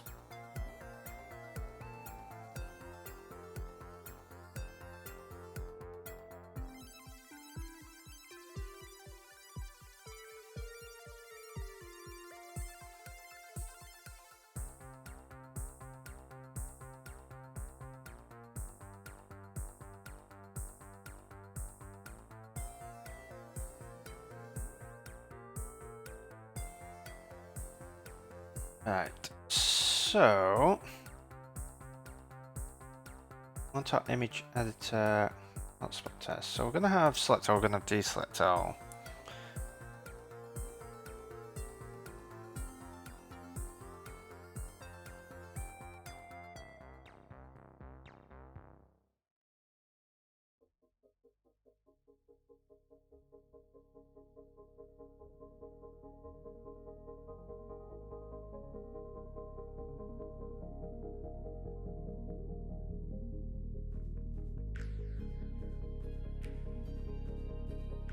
Yeah, I think if I had if this was the core of the app and you were modifying polygons on the canvas and it was like the main thing of the app, it makes sense having all that functionality. So I do have all that selection functionality on the canvas, but this is sort of a sub-editor, as it were. So I think, like, especially for an initial version, having it be as simple as possible makes a lot of sense, and it also helps people not overthink using it. Like, I want to make it as powerful as possible with the least functionality to implement it as possible.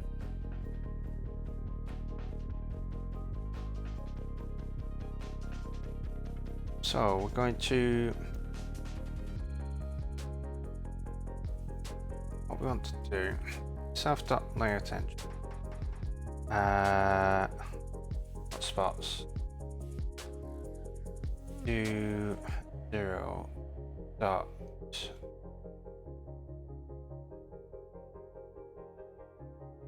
oh, that is a problem.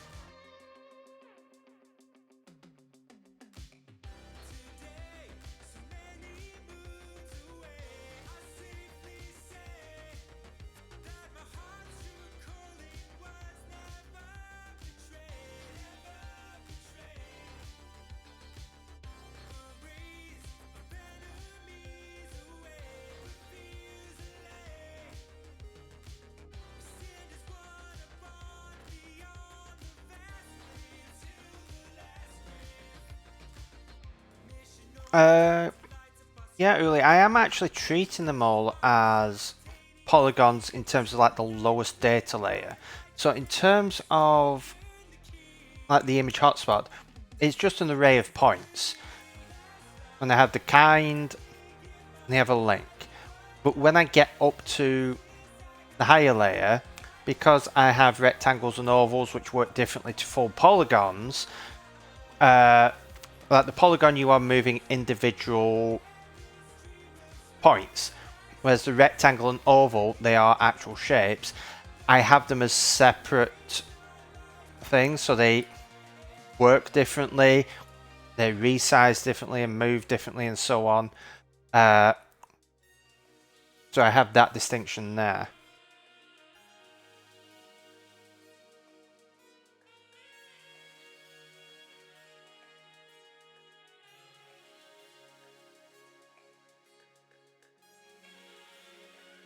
Right, so I want mark hotspot 1 dot this mark dot return value equals. I'm going to do the same here.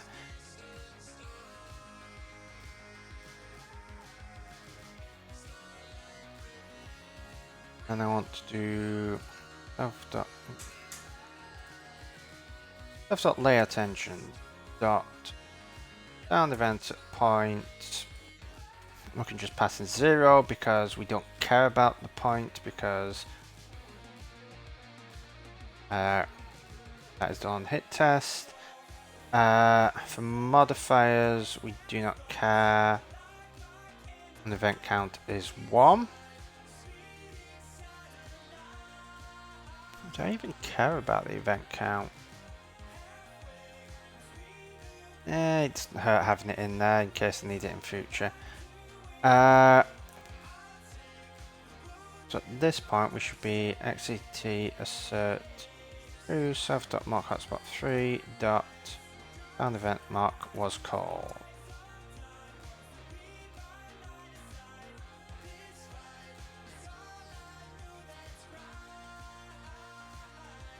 In fact, let's pass the points through, because then we can check that the arguments are correct.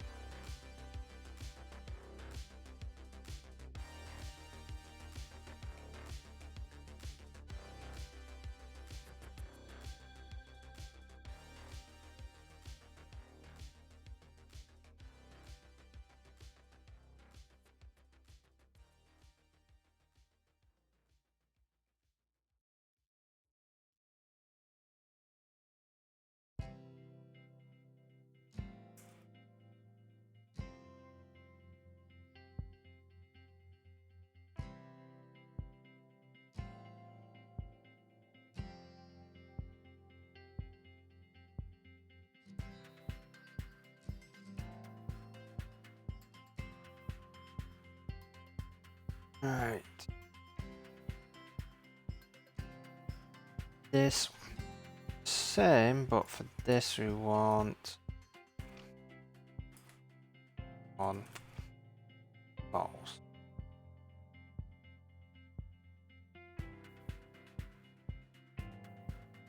Then we are going to do same here. We're going to do a down event, then we're going to do a dragged event, and then we're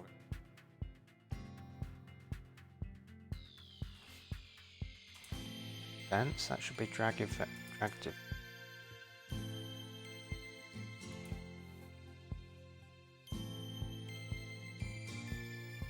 Probably mean my mock here is wrong. Okay, so we do drag, do an up, and we're just going to, let's move that to 14, 41, 16, 40.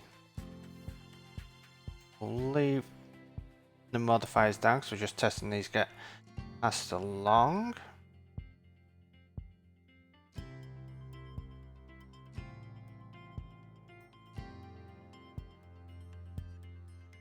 Now we don't care about the down event now, we just want this to be the dragged event. In fact, let's do 2 dragged events. We set that to 16, 40 and this 18, 9.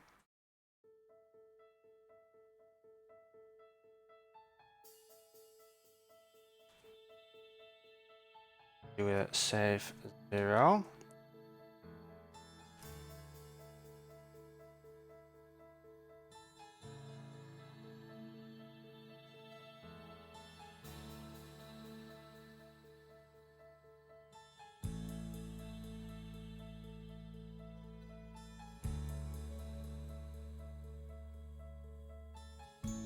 Get 14, 41, 15, 40. And I'm going to get the up arguments.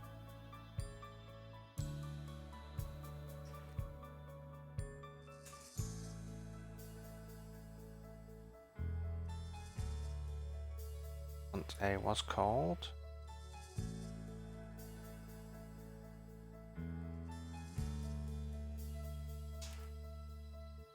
Do first here because it was and be 18, 39. And for the other one, we want mock hotspot 1, but we can just do assert false.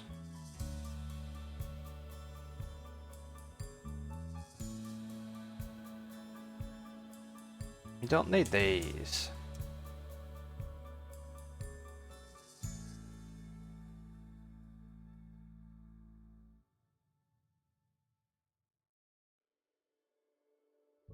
And we're just going to do XCT unwrap self dot. Actually the layout did change.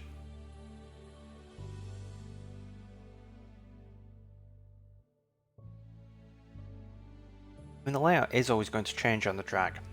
Would you ever create a new hotspot, or you are modifying a hotspot? Oh yeah, that. So XCT assert false self dot delegate dot did change mock was called.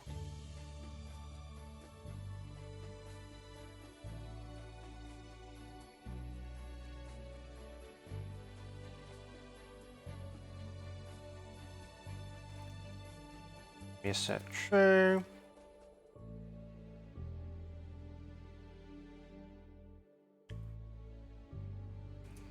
And do an up event.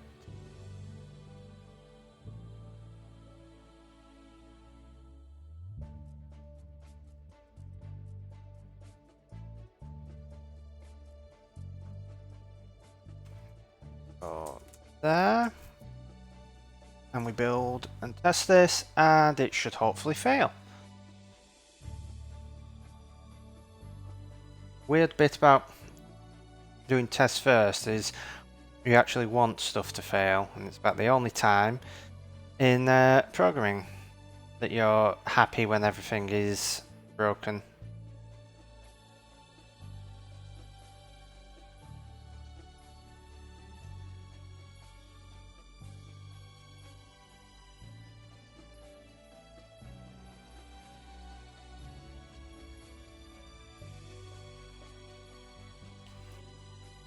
Right.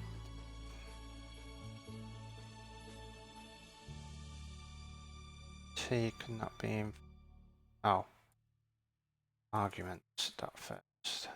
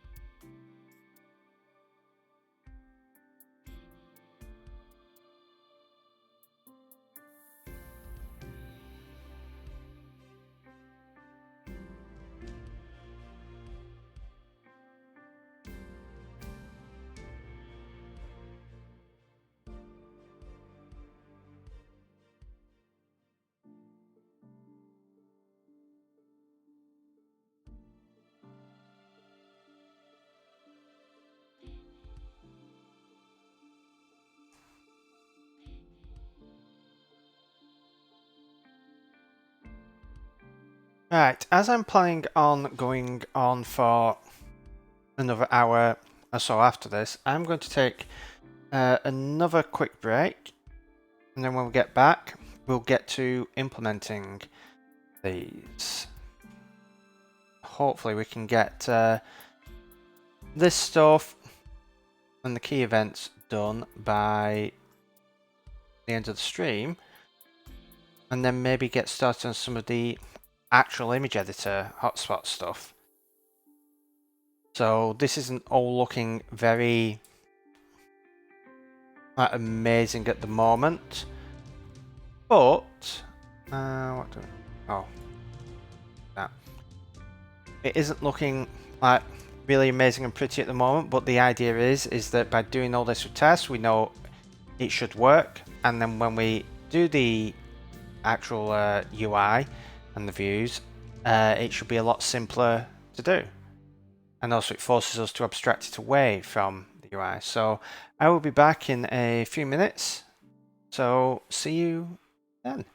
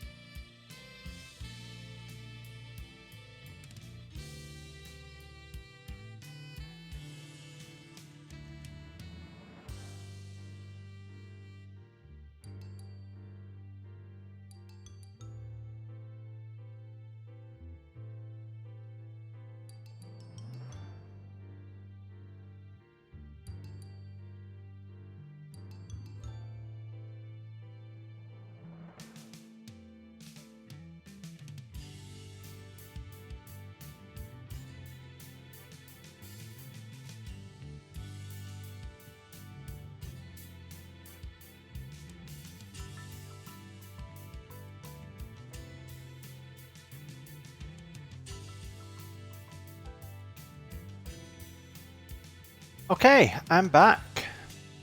So let's get settled in because I'm going to be streaming for another hour or so. So let's have a look here at what we need to implement.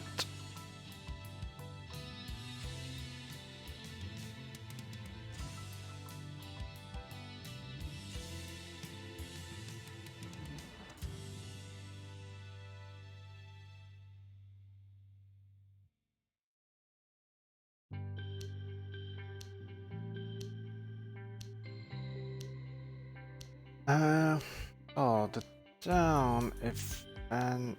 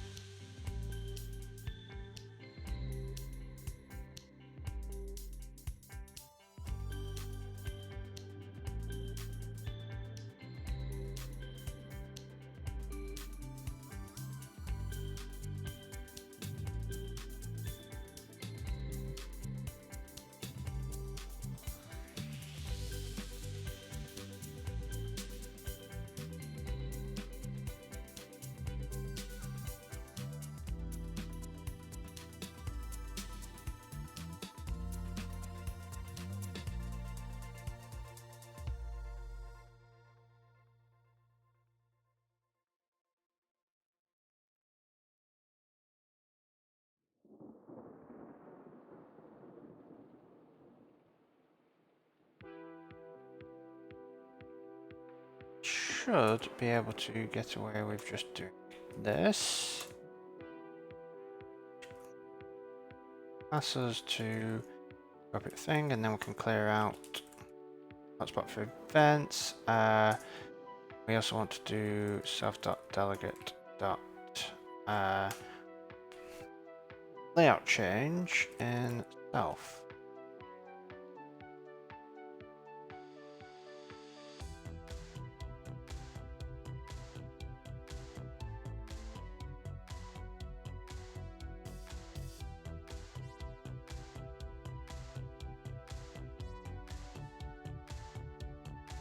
Build and run. Hopefully this should work.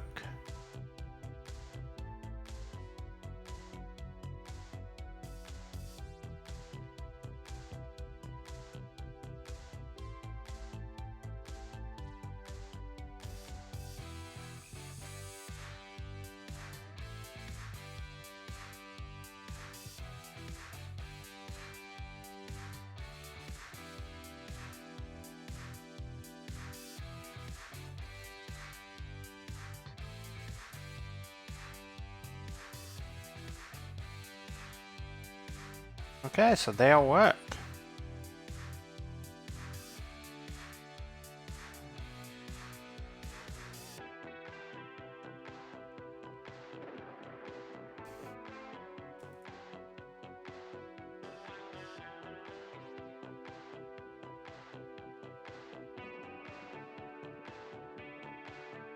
Alright, so let's do these key events.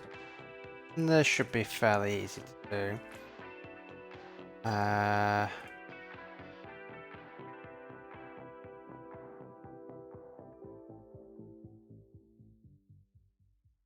Mock hotspot 1, 2. Mock hotspot 3 is true.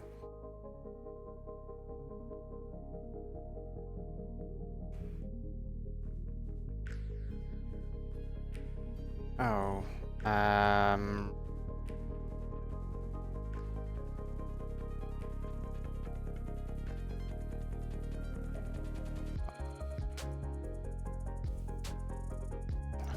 never remember.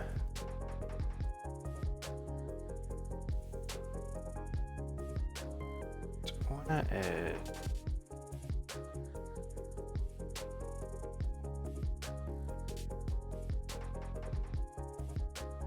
HI toolbox, that's...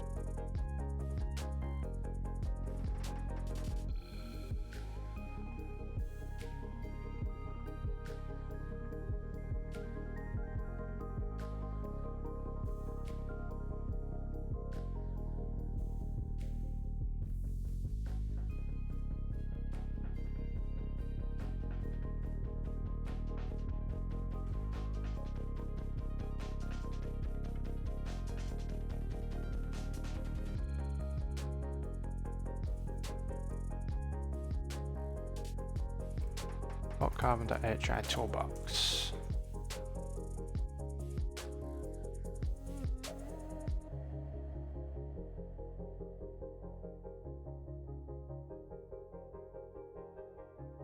No modifiers.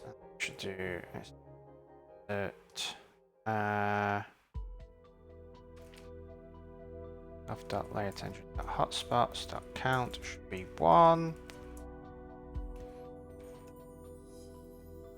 The one hotspot. 2 should equal self.mock hotspot 2.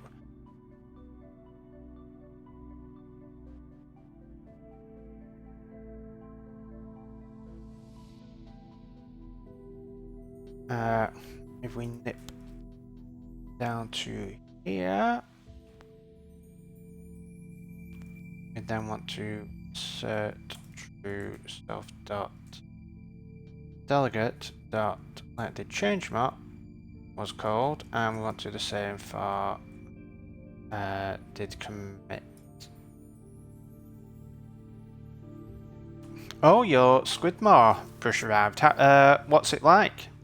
Is it everything that you expected it to be?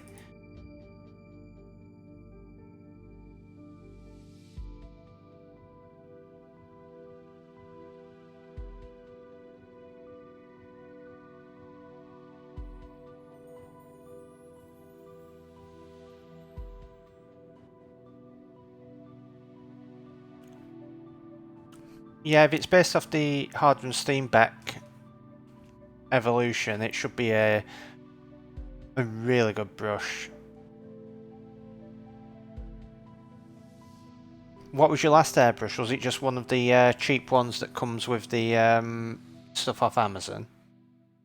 Off the like the compressors off Amazon? Yeah, going from those basic ones up to a proper airbrush is a massive difference. Like going from one of the cheap compressors to a high-end compressor is great in terms of like the sound and stuff, like the noise and reliability and stuff like that, but it doesn't make anywhere near as much a difference as the airbrush. Like you can use a great airbrush with a mediocre compressor and it is far better than having a awful airbrush with an amazing compressor.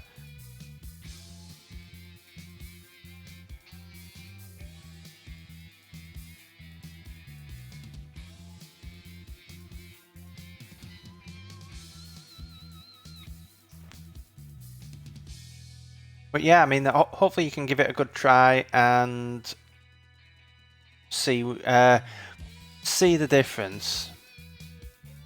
Because it won't just be like the flow control; it will be like the needles and everything will just feel a lot more precise. It just feels higher quality, fits better in the hand. The seals and everything will probably be better. So yeah, it will be a massive upgrade and it will just, everything should flow a lot nicer out of the airbrush.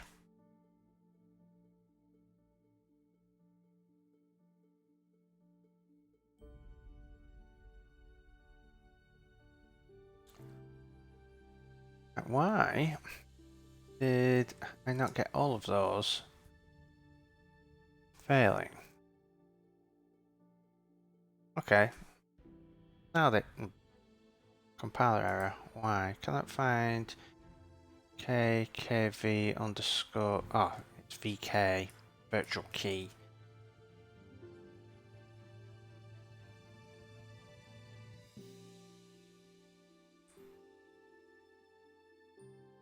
Right, try that again. What about now? Okay.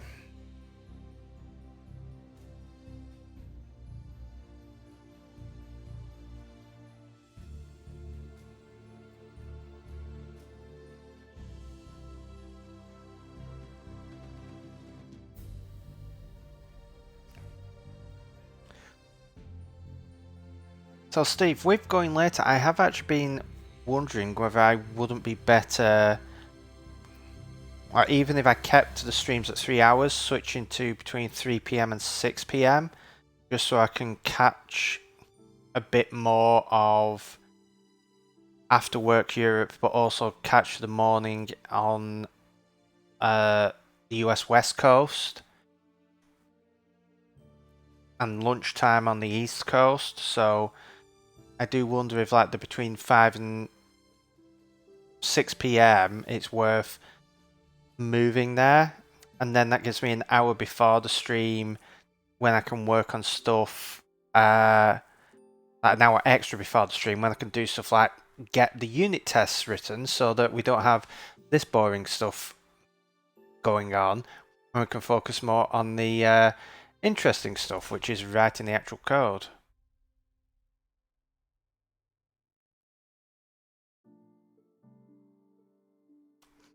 Uh,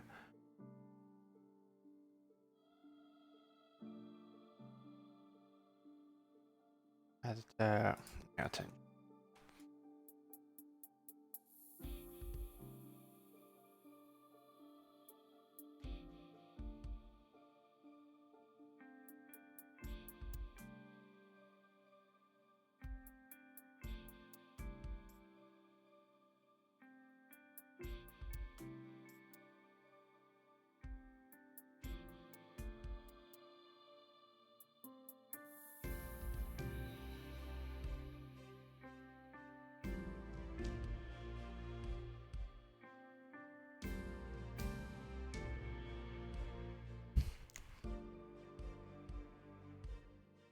I mean, at the moment with the audience, I'm basically catching people either towards the end of the workday in Europe, the start of the workday on the East Coast of the US, and like early morning West Coast of the US. So I think shifting it back an hour, I'm still catching end of the day in Europe, but I'm also catching like early evening in Europe. I'm catching the East Coast later in the morning and over lunch, and like I say, then I'm also catching at least an hour of the morning on the West Coast. So it may open it up to more people seeing it, watching it.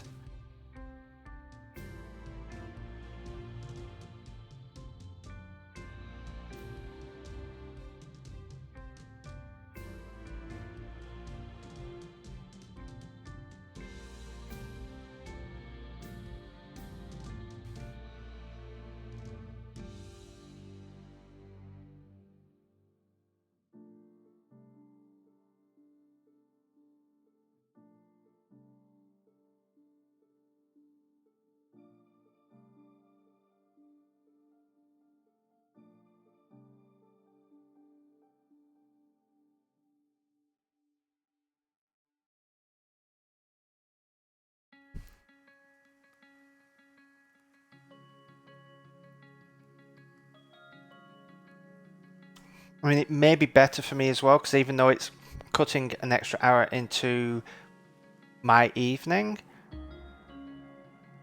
it also means there's if I can do it at a time when there's more people on, there's more engagement, I've got more things to talk about. Because the first hour, before Uli showed up, I was mostly talking to myself. And, well, probably to anyone who's watching this on the VOD, but initially it was just talking to myself. And when you're not fully in the like the right mindset, it's a bit hard just to keep talking when it's just yourself. When you are, it's fine, but the rest of the time it can be a bit iffy, and there's long periods of silence when I'm concentrating.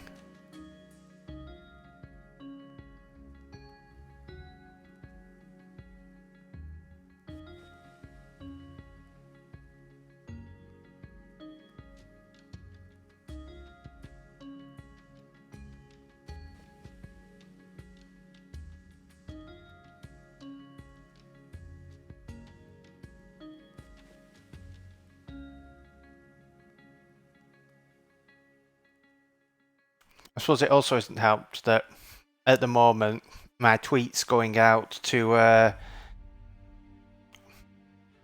explain like, oh, the stream is going live, is probably getting drowned out with how Twitter is today and yesterday.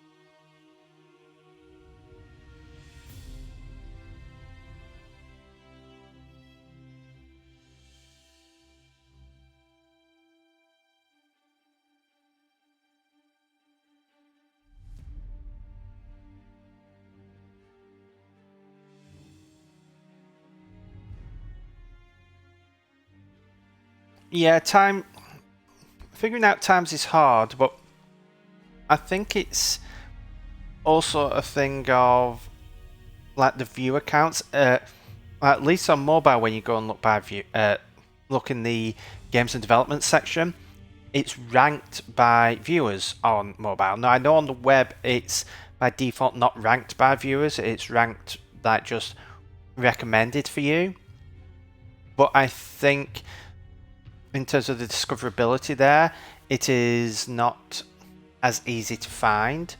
So it's like you almost need to get a critical threshold of viewers so that it becomes even easier to find. It's always the network effect thing. The more people you have using something, the more people are going to talk about it, and the more people are going to find it. So it's a balancing act working out Twitch. Though I mean, using Twitch for discoverability, it's a lot easier talking about it on other platforms and using that for discoverability. Now I am going to start cutting up some of the VODs and some like the more useful bits and the more interesting bits. I'm going to start making notes of them and cut them into smaller videos to stick on YouTube, because the current average view time for the videos on YouTube, which remember are between 2 and 3 hours, is about 5 minutes. So like these streams don't have a lot going on visually, and it's kind of hard to work out how to get them going on visually, but I think the more compressed things are going to be more useful, like those small moments between some of the lulls when it's just concentrating is going to make things a bit easier to get people viewing them if you have like between 5 and 15 minute segments.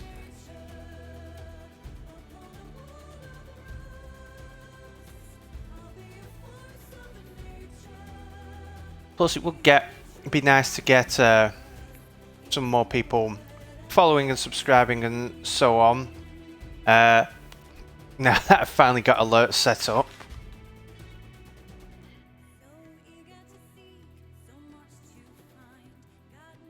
Yeah, I mean, for game dev, it seems to work really well, but there's a lot of visual, so.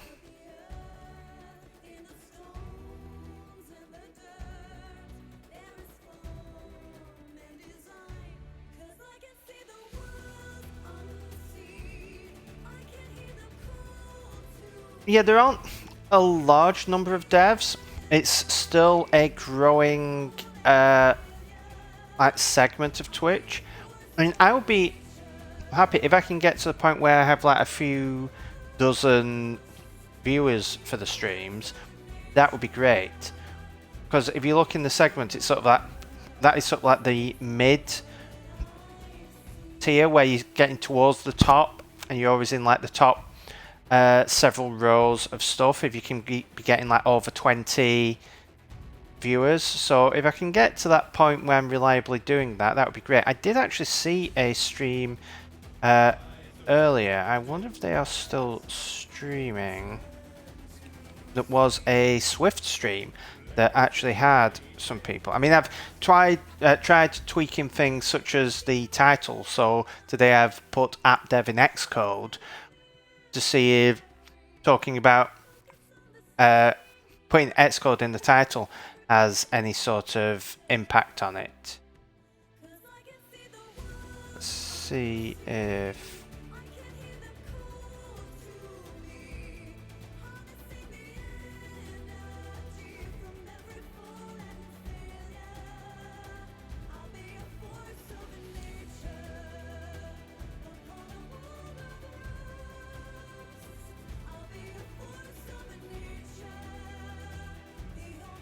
Yeah, I don't see them now. But there was someone else streaming Swift, and they had, I think, around 20 viewers at the time.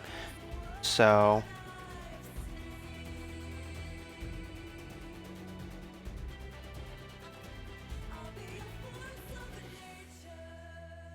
maybe if I put Swift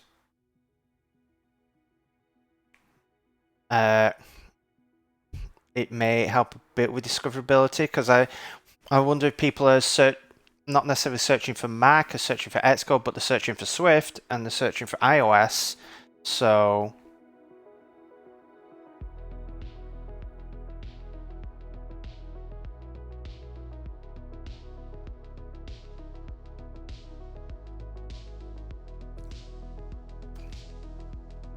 yeah, I think there's enough on the stream that makes things different. I mean, I'm already speaking about the thought process. I mean, I have my little robot in the bottom right, which helps me stand out because there aren't many VTubers in this space. Actually, I wonder.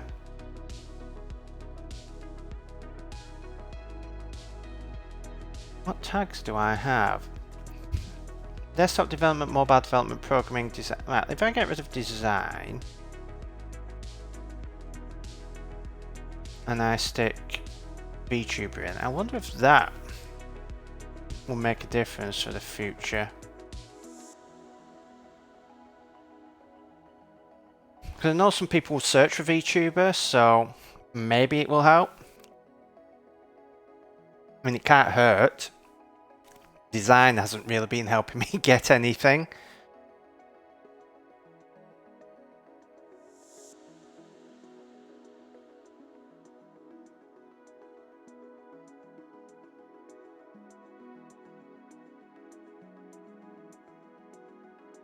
Well, yeah, I do have a second display. I mean, I've got 3 displays at the moment, so I mean, I'm using one of them to keep track of Twitch and OBS, and I got the AdoTuber in the background on there. So yeah, I think maybe having it on a second display could work.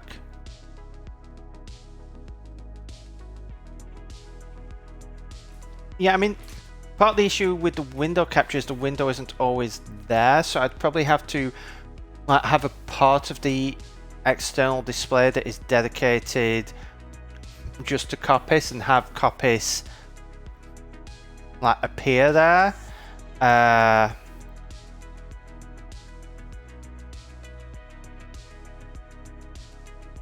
Though, think about it, ViadoTuber, if that goes away, the actual thing stays there.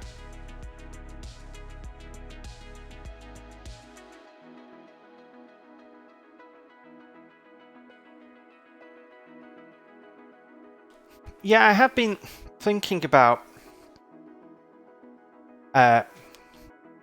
what I can do, because like the sidebar in Xcode isn't really all that useful on the stream. Like, it has some use when you get into stuff like debugging, but I do wonder if whether I could have like a sidebar up here that maybe has like information about what I'm currently working on, maybe a video of some bits that I've been working on, and then I could have the chat as well. So basically, the sidebar area, I don't know, like, I'd have to make sure that it goes out, but I could have that stuff there, and then if I just have a hotkey where I can hide that, where I do need to show something in here, for example, if I need to show compiler errors, or especially debugging, that's at the point at which it becomes useful. But I mean, it could be useful having that there, and then I could maybe move my little character over there as well, so you basically just have this side is cut off.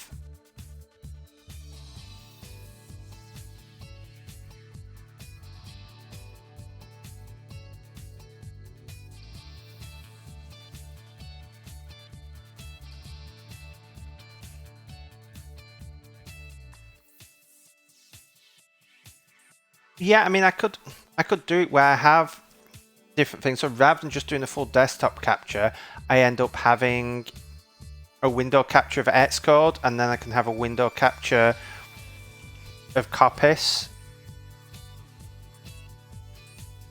I mean, at the moment, I can do a build and run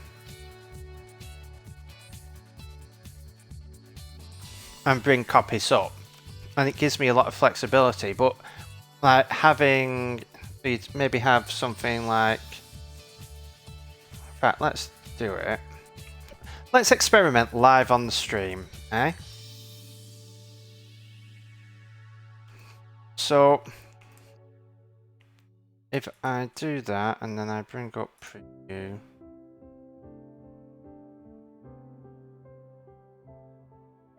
so I could have this here, maybe that is down there like that, and then I can have like what I'm currently working on.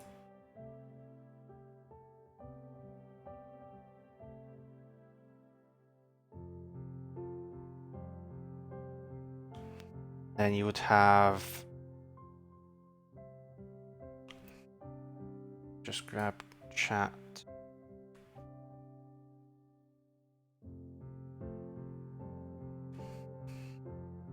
You could have chat, and then that is there. So if you imagine that,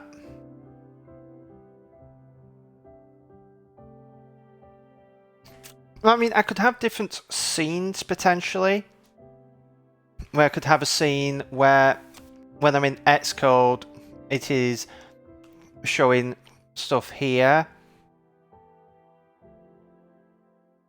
and when I build and run,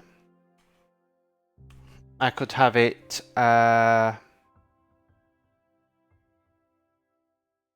like switch. Yeah, when I build and run, I could have it switch so that it will actually show Coppice bigger. But the thing is, you need to have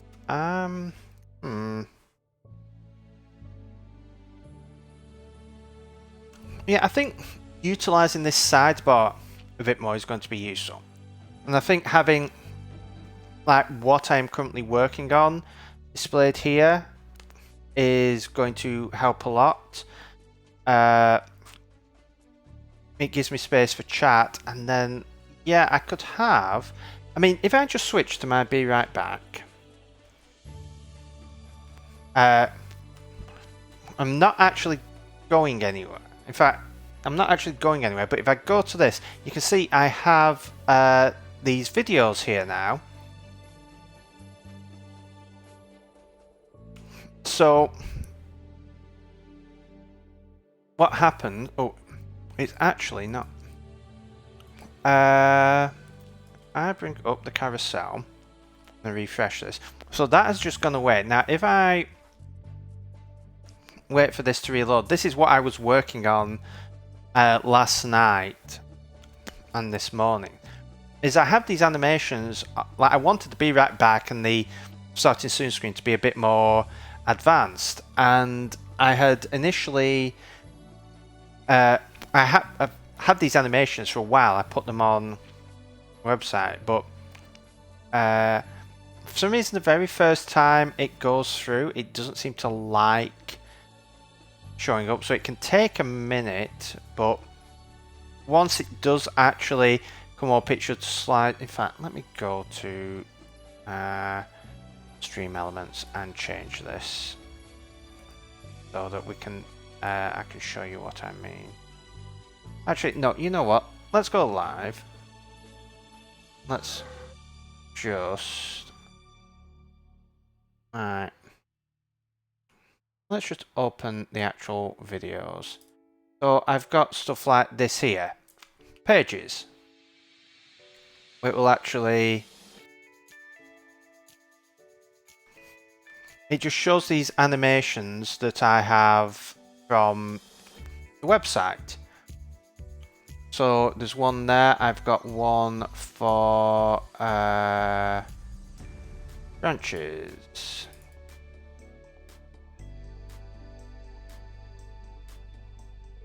And these are just fairly simple animations that show how Coppice works. So I could have like a video rotator down the bottom where it just goes through these sorts of things. Like I could do smaller versions. So these are just sort of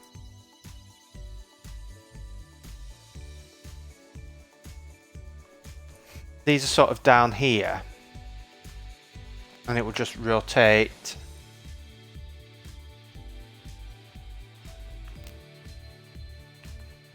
through them. Then I could have stuff here, and then chat is just above.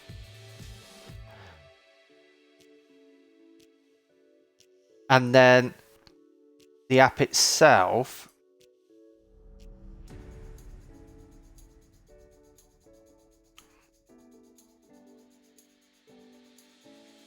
so you can play through a folder of movie. Oh, I didn't realise there was a...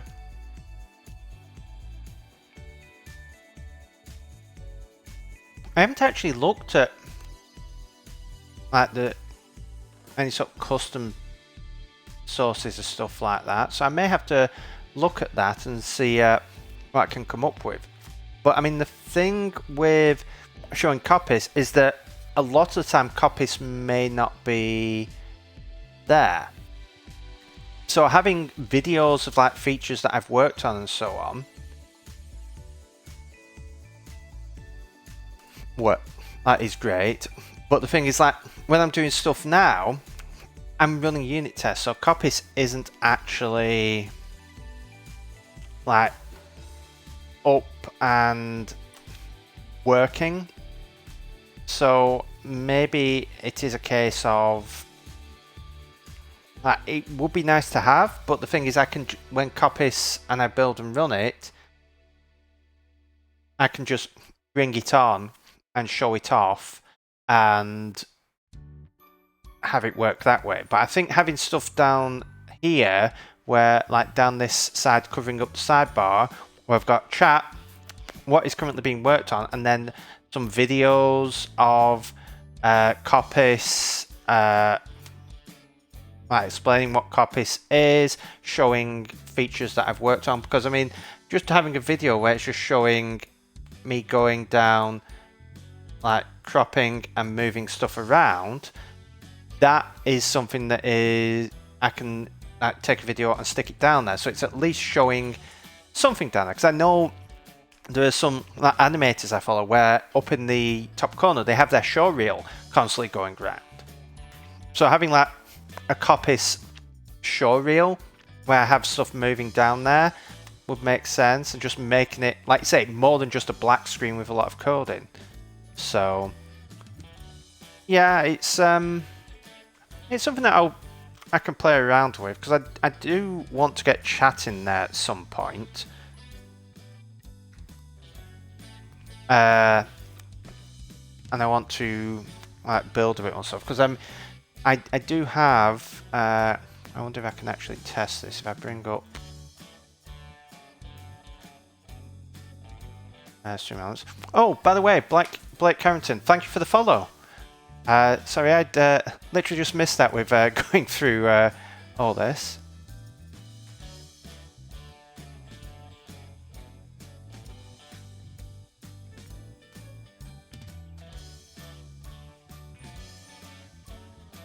Yeah, that is entirely a possibility where they appear for a while and then they vanish away. I'd have to work out how exactly to do that. I mean, the chat will probably be there, and the what I'm working on will probably stay there. I mean, maybe I have the what I'm working on stuff, and then that is that sort of replaced by stuff. Because I mean, what I would do is, if I had this sidebar, is have a button which would hide that sidebar, so that if I'm working on something else, I'd either hide it or make it like a compressed version of it, where I hide all the stuff at the top and maybe just have like a small chat down at the bottom. So you've still got a bit of a chat, but when you're doing debugging and stuff like that, you can see the vast majority of what is in the sidebar.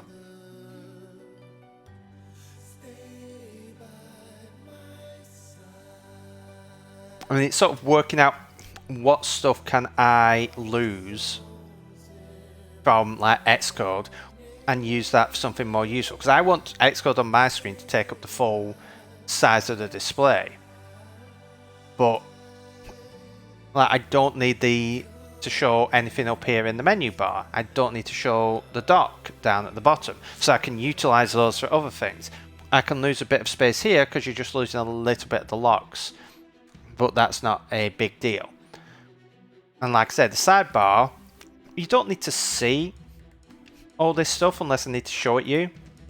Source control, you don't need to see most of this, because it will appear here where it's useful. The only thing that you need is, like, if I'm debugging something, showing test passing, at which point I can have it just go away.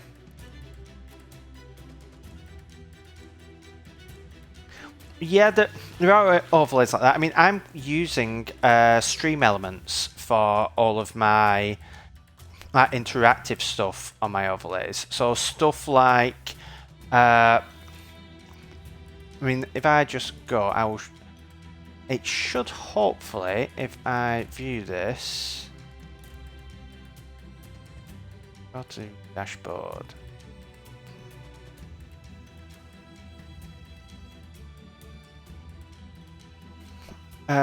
My overlays, alerts. So if I simulate a follower alert, you can see down the bottom, I have it where it will basically put over a green, like the download Coppice bit is just part of the image, but I have it where follower alert comes in, a green box appears over that, and then the message appears over that. So for chat, I can add chat in. Yeah, the follower alerts, we've only had 2 followers since then. So I only added those for Monday's stream. So, I mean, I've been playing around and Stream Elements is pretty good.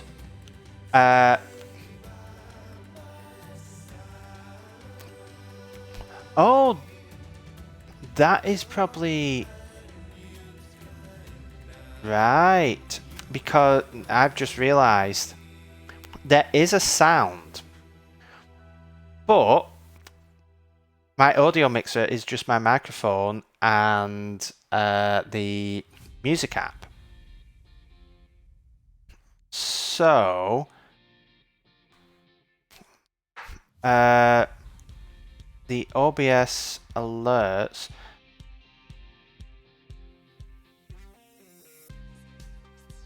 Right, because it's a browser source, I need the sound to come through.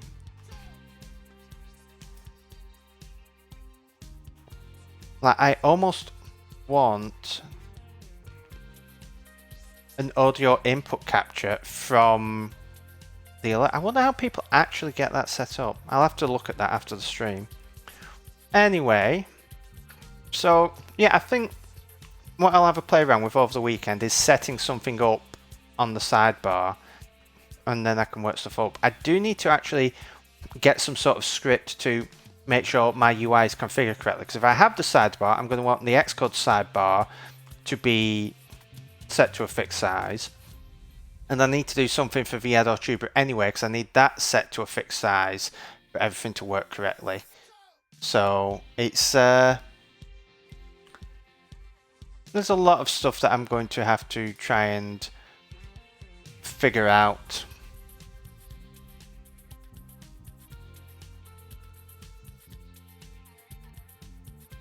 Oh, for capturing audio, I have what is it? SWB Audio app.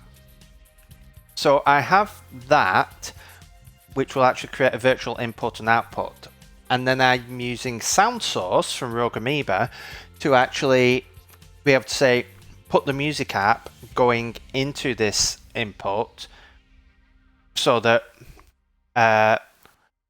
you can have the alerts, so you can have the music come through into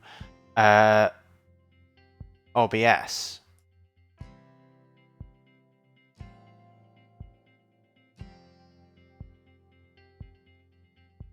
The thing is that the audio seems to play. If I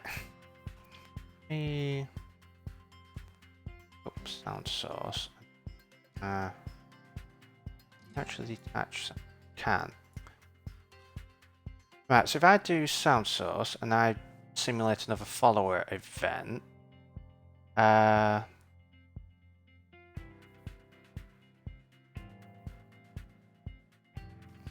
okay, so let me try something. If I redirect, that probably will not work.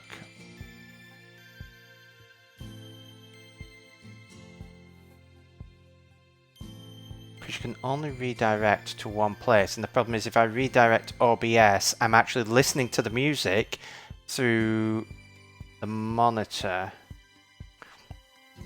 So can I...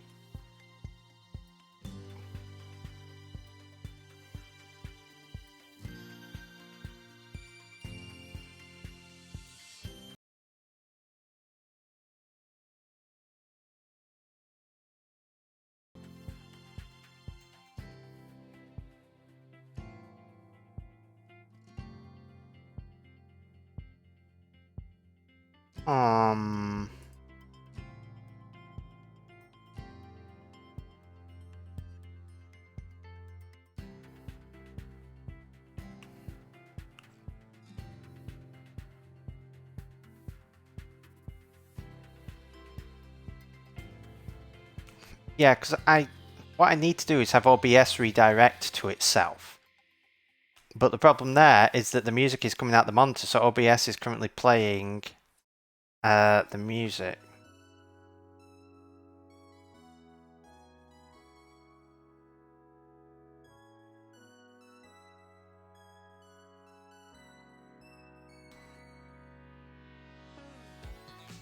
Oh yeah, I mean, if I mute Safari and do a follower event, yeah, I hear the event because it's coming in through OBS. It's just viewers won't be able to hear that in OBS. Won't be able to hear that on the stream. So, because if I just pause the music, I can actually, if I redirect that there and I do a follow event, you should be able to hear this now.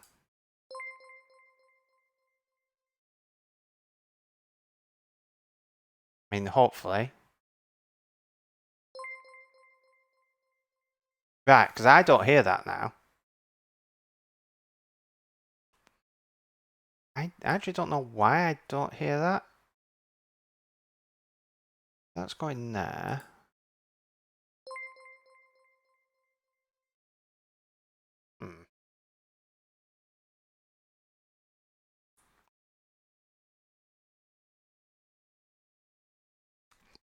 Yes, I'm using the monitor feature because what I currently have is I have the music app piped into a mic output so that I can hear the music, because while it's put into SWB audio app, it's not playing through my headphones. I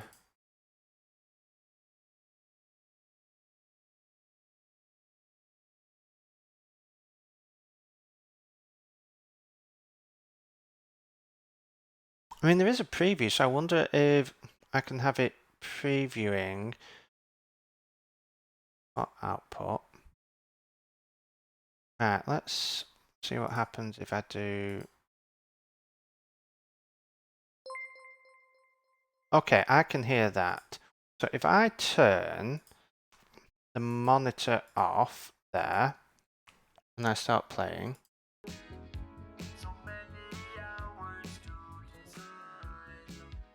Okay, so you should be able to hear the music. And we're going to simulate a follower event. Did you hear the follower event?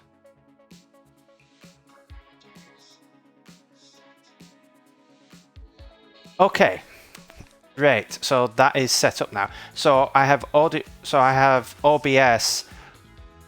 Basically, any audio from OBS will now be sent to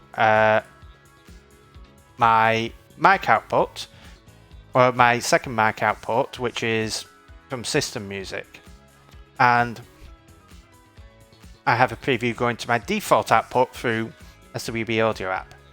Great. I mean, technically this was all debugging, so we were just debugging the stream rather than debugging code.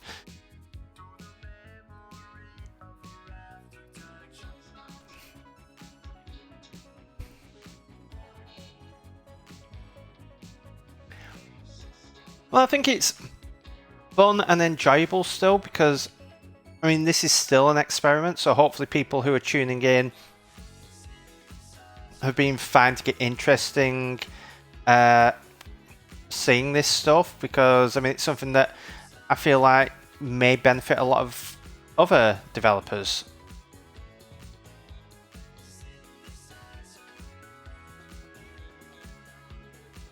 So what I think I'm going to do, so we've got the image editor hotspot. What I'm going to do is actually shift these hotspots out.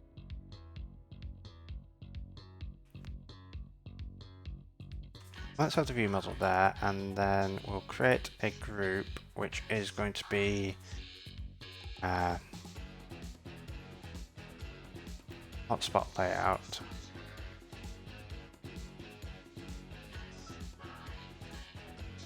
In fact, I may leave the hotspot in there, but what I will do is the image editor rectangle hotspot.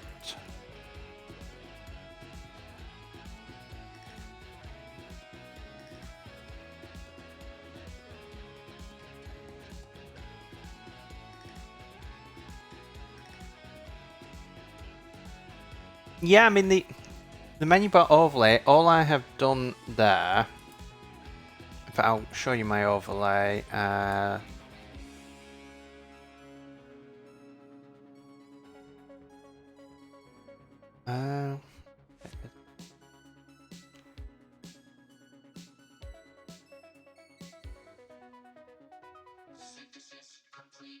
so this is just me.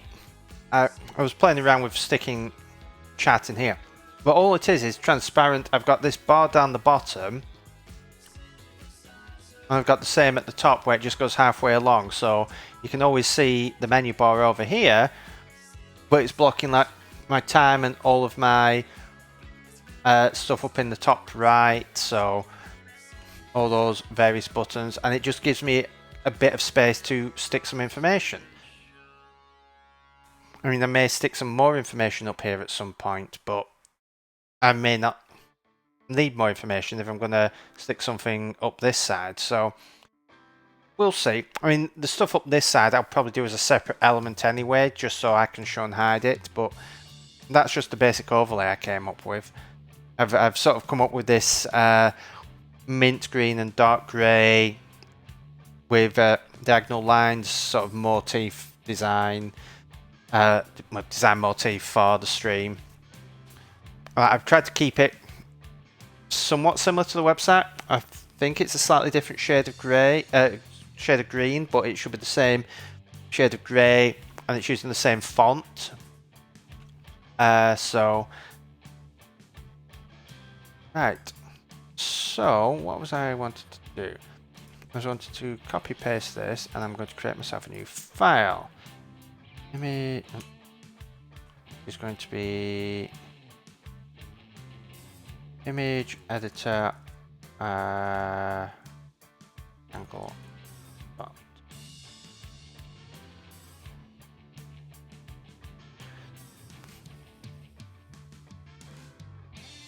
Well, I mean, what's the shade of green? Shade of green is A2C09F. And what am I using on the Coppice website?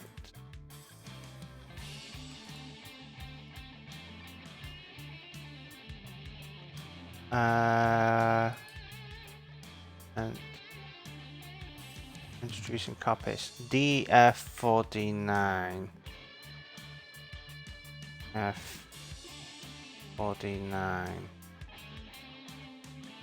Yeah, so you can see the difference there. It's a little bit too close to white. I mean, it works well on the website, but it doesn't work as a website background, but it doesn't work as well on the actual overlay. Because I mean, I can go like that, copy that, and then I have a color overlay here. So if I change this over to, you can see that just, it works when you've got like a big block of the grey and then a big, in fact, is the grey even the same? It should be. Start banner.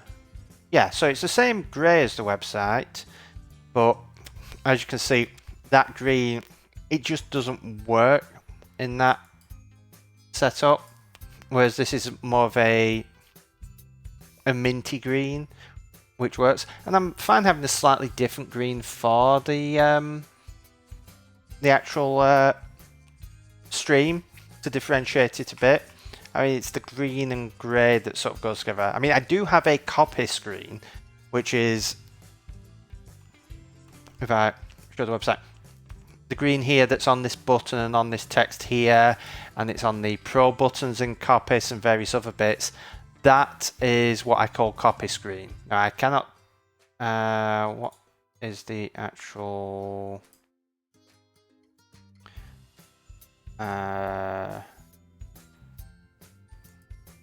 Oh, button big. 229016. For anyone who wants to know what Coppice green is.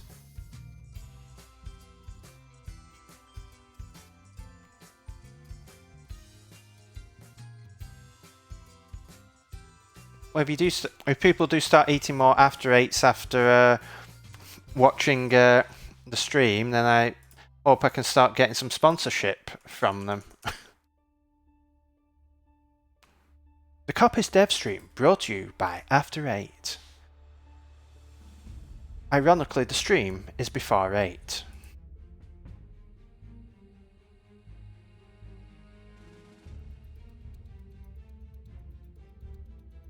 So we have our hotspot, and we'll...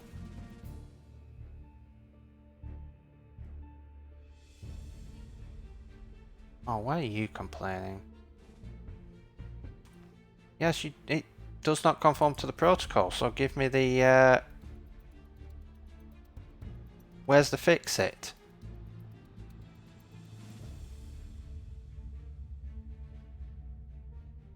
Where's the fix-it, Xcode? Don't say you don't conform to the protocol and then not let me implement the protocol. It's a very long protocol. I don't want to have to put all those things in myself. There we go. So you were complaining because the initializer was there and didn't really do anything, but... Hey. Xcode, Swift. Can't live with them, can't live without them.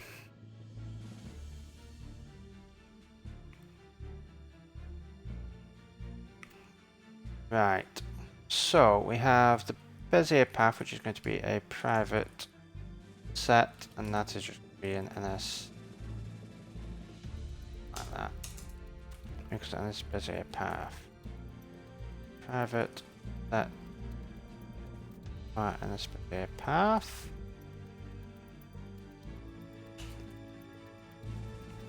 Private set. That's going to be false. Image hotspot. We're going to fatal error that for now. Oh, by the way, as a note, for anyone who didn't know this, do not use fatal error in code that you're going to ship. You should really be using precondition failure. And the reason for that is that fatal error actually bakes in the file path and the full file path of the build system. So if you don't want your shipped binaries to have the full file paths of your build system, try not to use fatal error.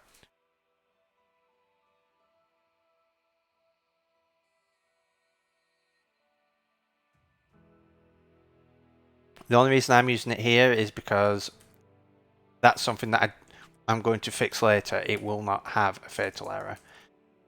So we will make that weak, and then we can return false.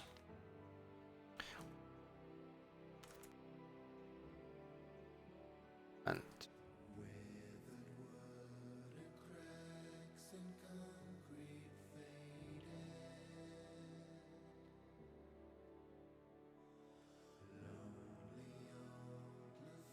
right, and let's get our initializers done.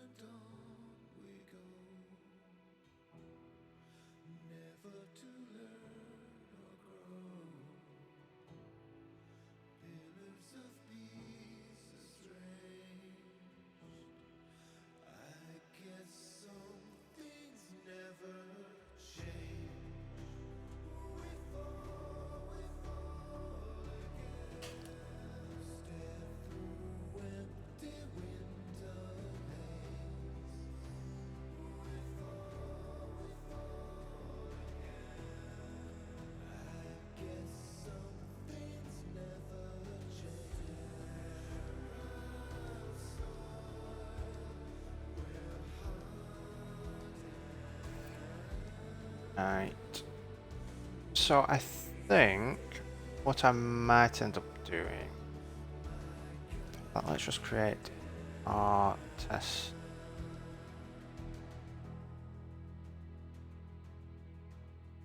Class.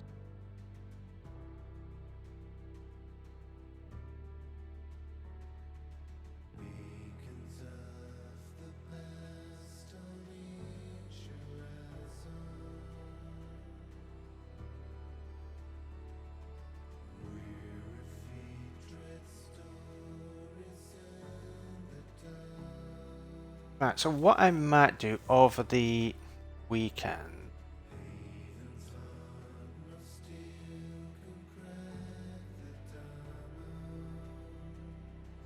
is write out the unit tests for this. Probably do the polygon one as well, but write none of the implementation.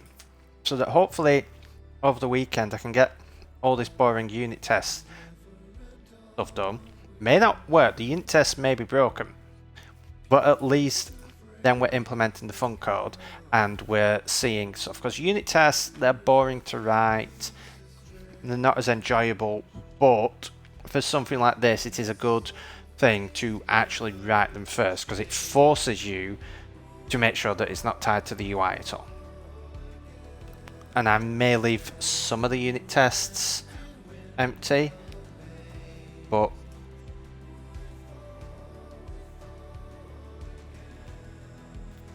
yeah, so I'm going to want some tests for it test.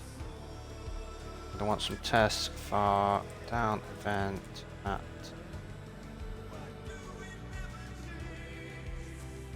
because there are going to be a lot.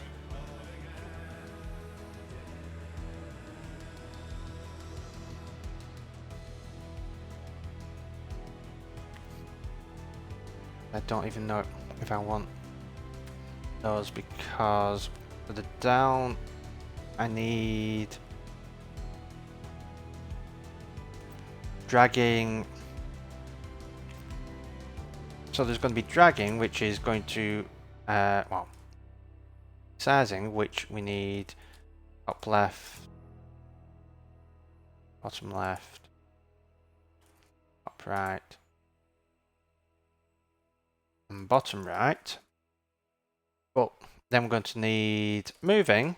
That's another one set of things. So again, these down, dragged, and up events. Like down event is going to be doing quite a bit of stuff for resizing, for moving, for selecting, as our dragged event and up event. But dragged event and up event don't really make sense without having the down event, and it doesn't make sense to test with all those things. So for these things, I don't test the method, I test the functionality, because it's almost like these are like I test like the resizing, I'll test the moving, and it will just go through down, dragged, up, and down, dragged, up. Because that should end up changing the rect, and then we can just see the hotspot, the editing handles, and so on. So I need selecting, highlighting is going to be on the move event. So if we do a arc events,